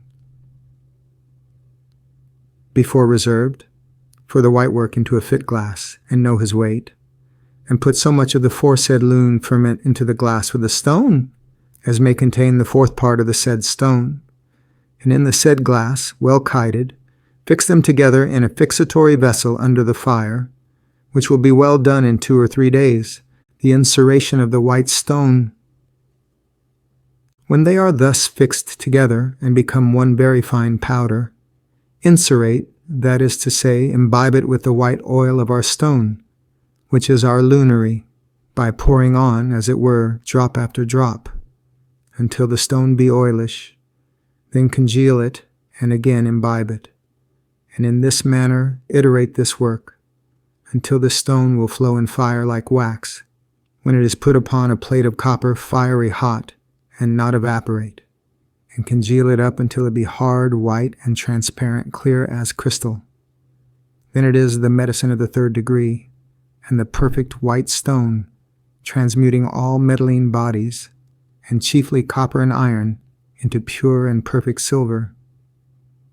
The preparation of the red ferment. Then likewise take gold, very purely, first purged from all other metals that may be joined with it, with 10 parts of antimony, and then dissolve it in or liquor solutive as before you did the lune. And when it is perfectly dissolved, the liquor will be citrine. Then in like manner rectify from it again or liquor solutive, and then seal up the oil of gold ferment in a chemia fit for it, and set it in balneo to putrefy, which likewise will become black, and must stand still unremoved in digestion until it become white, which then remove into a stronger fire without opening the glass, and then keep it until it change colors and become citrine, which then is also ferment of ferments for the red work. The fermentation of the red stone. Then to the other half of the stone, before rubified, digested, and reserved for the red work, put so much of the foresaid gold ferment as may contain the fourth part of the said stone, and then fix them, as you did the white stone, under fire in a fixatory vessel, which will be then very well done in 2 or 3 days. The work of insuration for the red. When they are thus fixed together, and thereby become one very fine powder, insurate, that is, imbibe it with the red oil of our stone, then congeal it again, and again imbibe and congeal, and iterate this work so often until it will flow in fire as wax, but not evaporate when it is put upon a plate of copper fiery hot, which then congeal up until it be clear, transparent, hard, red in color, like a ruby or jacinth, which then is the medicine of the 3rd degree and the perfect red stone, transmuting all bodies, and especially and into as pure as any of the natural mine. Thus have you the making of the Philosophers' stones, both white and red, which is the great secret of philosophers. These stones must be kept by themselves in several glasses or fair boxes, in a warm place, or dry at the least, as you would keep sugar, because they are of so tender and oily substance, as they are apt to dissolve in every moist place, which therefore preserve as is here showed. The multiplication or increase of the virtue and goodness of the aforesaid white and red stone, if you list to exalt your medicine, or stone, in quantity or goodness, then put your aforesaid white or red stone, or part of each, into a several vial of glass fit for the quantity. Close well the vial, then hang your glass or glasses in balneo Maria vaporoso, so that it touch not the water. In this warm fume or breath the stone, which was congealed before in the glass, will now be dissolved, which then congeal again upon warm ashes, and again thus dissolve and congeal, and so iterate this work of dissolution and congelation, until at last the stone within the glass dissolved will be congealed, as soon as he cometh out of the pot or balneum and feeleth the cold air without any other manner of congelation to be used. And note that how often in this work you dissolve and congeal your said medicine or stone, so many times doth he increase his virtue 10 times in projection, so that if at the first 1 ounce will convert 100 ounces, after the second solution the same one shall convert 1,000, after the third 10,000, after the fourth 100,000, and after the fifth 1,000,000 parts of any imperfect metal into pure and true gold and silver, in all examinations as any of the natural mine. The way of projection, because it is very cumbersome to melt 1,000,000 parts of any body when you will make projection, thus do. Take 100 ounces of vies, first washed with salt and vinegar, and put it into a crucible, and set it over the fire. And when that cloth begin to wax hot, put in 1 ounce of your elixir, or medicine, thus prepared as aforetaught you, upon those 100 parts of the cleansed. And all the said shall become medicine. Project 1 ounce of that medicine upon another 100 ounces of other washed, and it shall all also be converted into medicine. Again, the third time project 1 ounce of this congealed upon another 100 ounces of washed in, and all shall be converted into medicine. Then project the fourth time 1 ounce of this last congealed upon another 100 ounces of other washed, and all that shall be converted into gold or silver, according as your stone was prepared to the white or red. Praised be God. Accretation of the great work which saveth half the work and labor in the work revealed by Sir George Ripley. The white frosty rime or powder whereof I told you in the beginning, being found in the neck of the retort after the drawing of the menstruum, is like sublimate, and is perfect sulphur of nature, and therefore needeth neither putrefaction nor digestion into white. Of this sulphur take either the half or the whole if you list, and also take so much of lune ferment, when it is ferment of ferments, as may contain the fourth part of the said sulphur. Seal them up both together in alchemia, and fix them together under the fire in a fixatory vessel, which will be well done in 3 days. And when they are become one very fine white powder, then insurate, that is to say, imbibe it with the white oil of our stone, which is our sea congealed, and imbibe and iterate this work, and in all points do as you did in the white work and the great elixir before.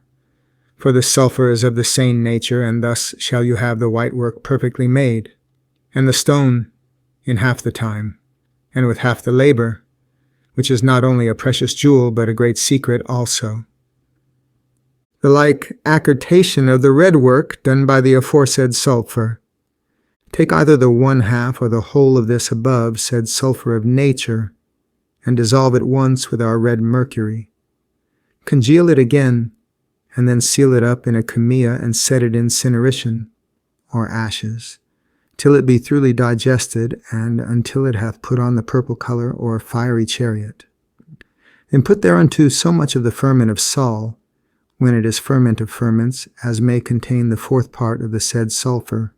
Then fix them together under a fire in a fixatory vessel, which will be well done in 3 days, and when they become one very fine red powder, then insurate, that is, imbibe it with the red oil of our stone, which is our red and red lunary, and fire of the stone, and continue in doing in all points as in the great work aforesaid, until the stone be hard, transparent, in color like a ruby or jacinth, flowing in fire and not evaporating.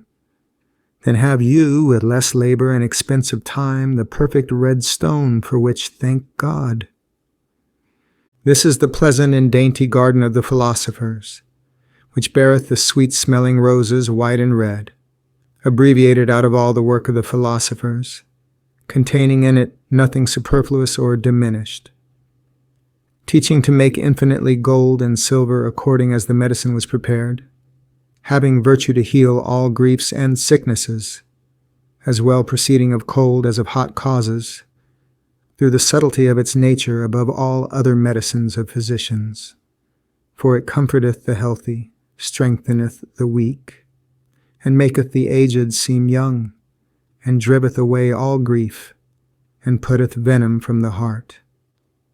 It moisteneth the arteries and joints. It dissolveth all things in the lungs. It cleanseth the blood. It purgeth the pipes, and keepeth them clean. And if the sickness be of 1 month's continuance, it healeth it in 1 day. If of 1 year's continuance, it healeth it in 12 days, and if the grief be very old, it healeth it in 1 month. To conclude, whosoever hath this medicine, he hath an incomparable medicine above all treasures of the world. Praise God. Finis. Preparations of the Sophic Mercury. Experiments for the preparation of the Sophic Mercury by Luna and the antimonial stellate Regulus of Mars for the philosopher's stone, written by Irenaeus Philalethes, an Englishman and a cosmopolite. The Sophic Mercury. 1. The secret of the philosophic arsenic.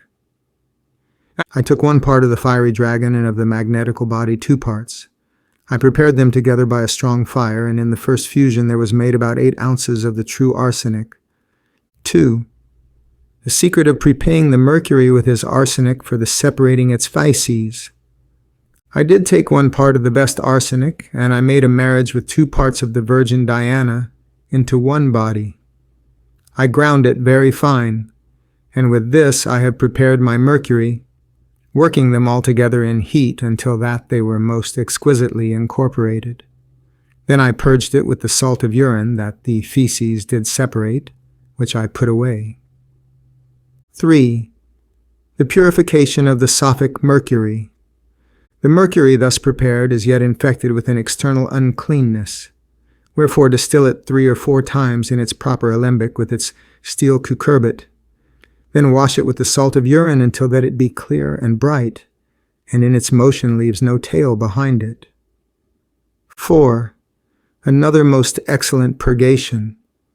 Take of decrepit salt, and of the scoriae of Mars, of each 10 ounces, of prepared mercury 1 ounce and a half. Grind the salt and the scoriae very fine together in a marble mortar. Then put in the mercury and grind it with vinegar so long until no more of the mercury appears.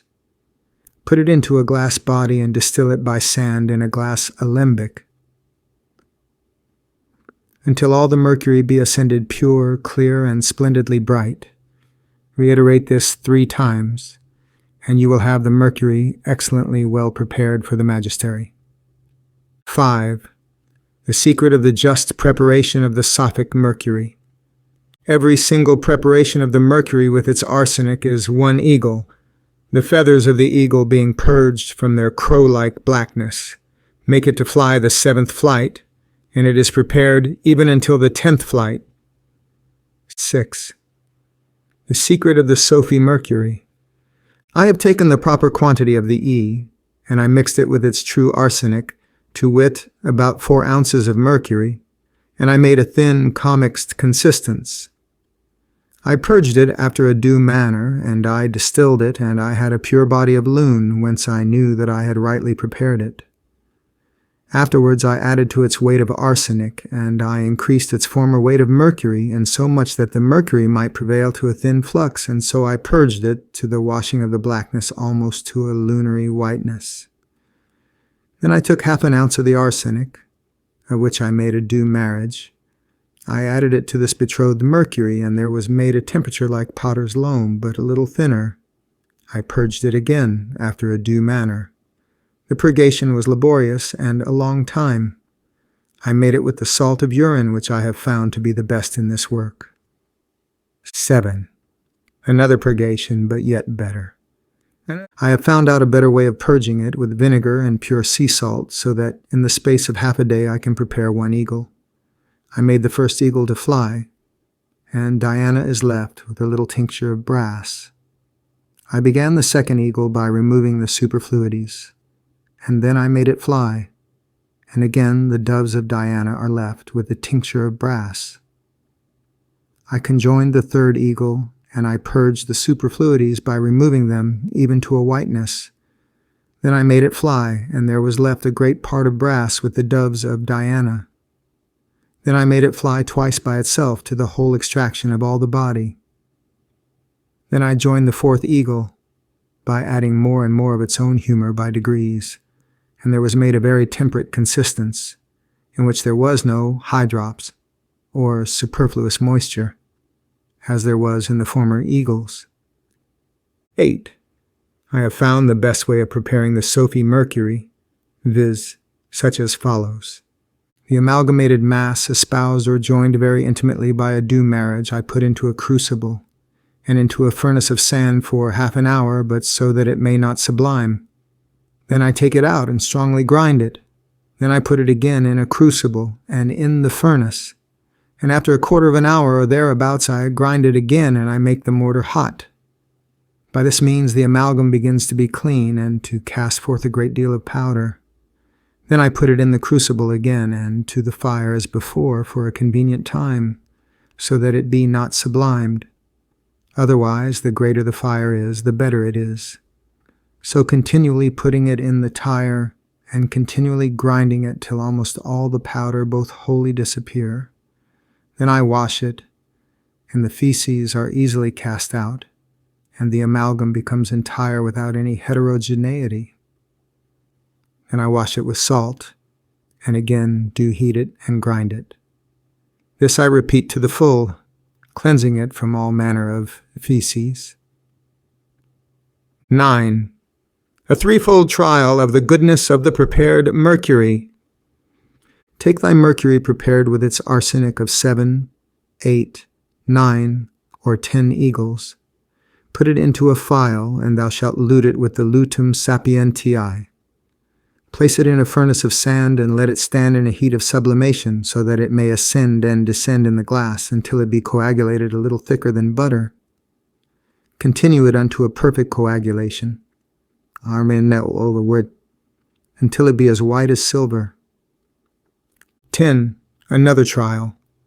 If by shaking it in a glass with the salt of urine it be turned into an impalpable white powder of its own accord, so that it doth not appear as mercury, and of its own accord in a hot and dry place, it coagulates again into a thin mercury, it is enough. But yet better if being agitated in fountain water, it runs into small heads or particles. For if the grain be in the body, it will not be thus converted and separated into small minute parts. 11. The third trial. Distill it in a glass alembic from a glass cucurbit. If it passes over and leaves nothing behind it, it is a good mineral water. 12. The extraction of the sulphur from the living mercury by separation. Take thy mixed corporal and spiritual compound, the body of which is coagulated of the volatile by digestion, and separate the mercury from its sulphur by a glass still, and thou shalt have a white luna fixed and resisting aqua fortis, and more ponderous than common silver. 13.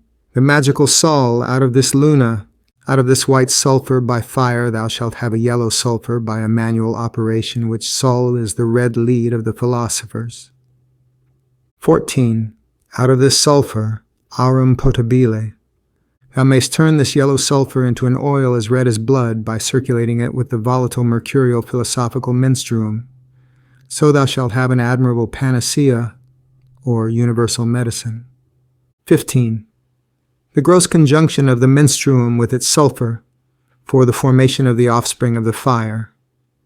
Take of thy purged, best prepared, and choicest mercury, of 7, 8, 9, or at most 10 eagles.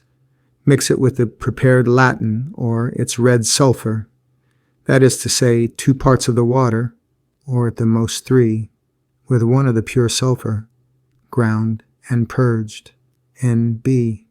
But it is better that thou takest 2 parts to 1. 16. The working of the mixture at a manual operation. This thy mixture thou shalt grind very well upon a marble. Then thou shalt wash it with vinegar and sal ammoniac, until it hath put off all its black facies. Then thou shalt wash off all its saltness and acrimony with clear fountain water. Then shalt thou dry it upon clean white paper, by turning of it from place to place with the point of a knife, even unto an exquisite dryness. 17. The putting in of the fetus into the philosophical egg. Now thy mixture being dried, put it into an oval glass of the best and most transparent glass, of the bigness of a hen's egg. In such a glass let not thy matter exceed 2 ounces. Seal it hermetically. 18. The government of the fire. Now, then you must have a furnace built, in which you may keep an immortal fire. In it you shall make a heat of sand of the 1st degree, in which the dew of our compound may be elevated and circulated continually, day and night, without any intermission, etc. And in such a fire the body will die, and the spirit will be renewed, and at length the soul will be glorified and united with a new immortal and incorruptible body. Thus is made a new heaven. Finis.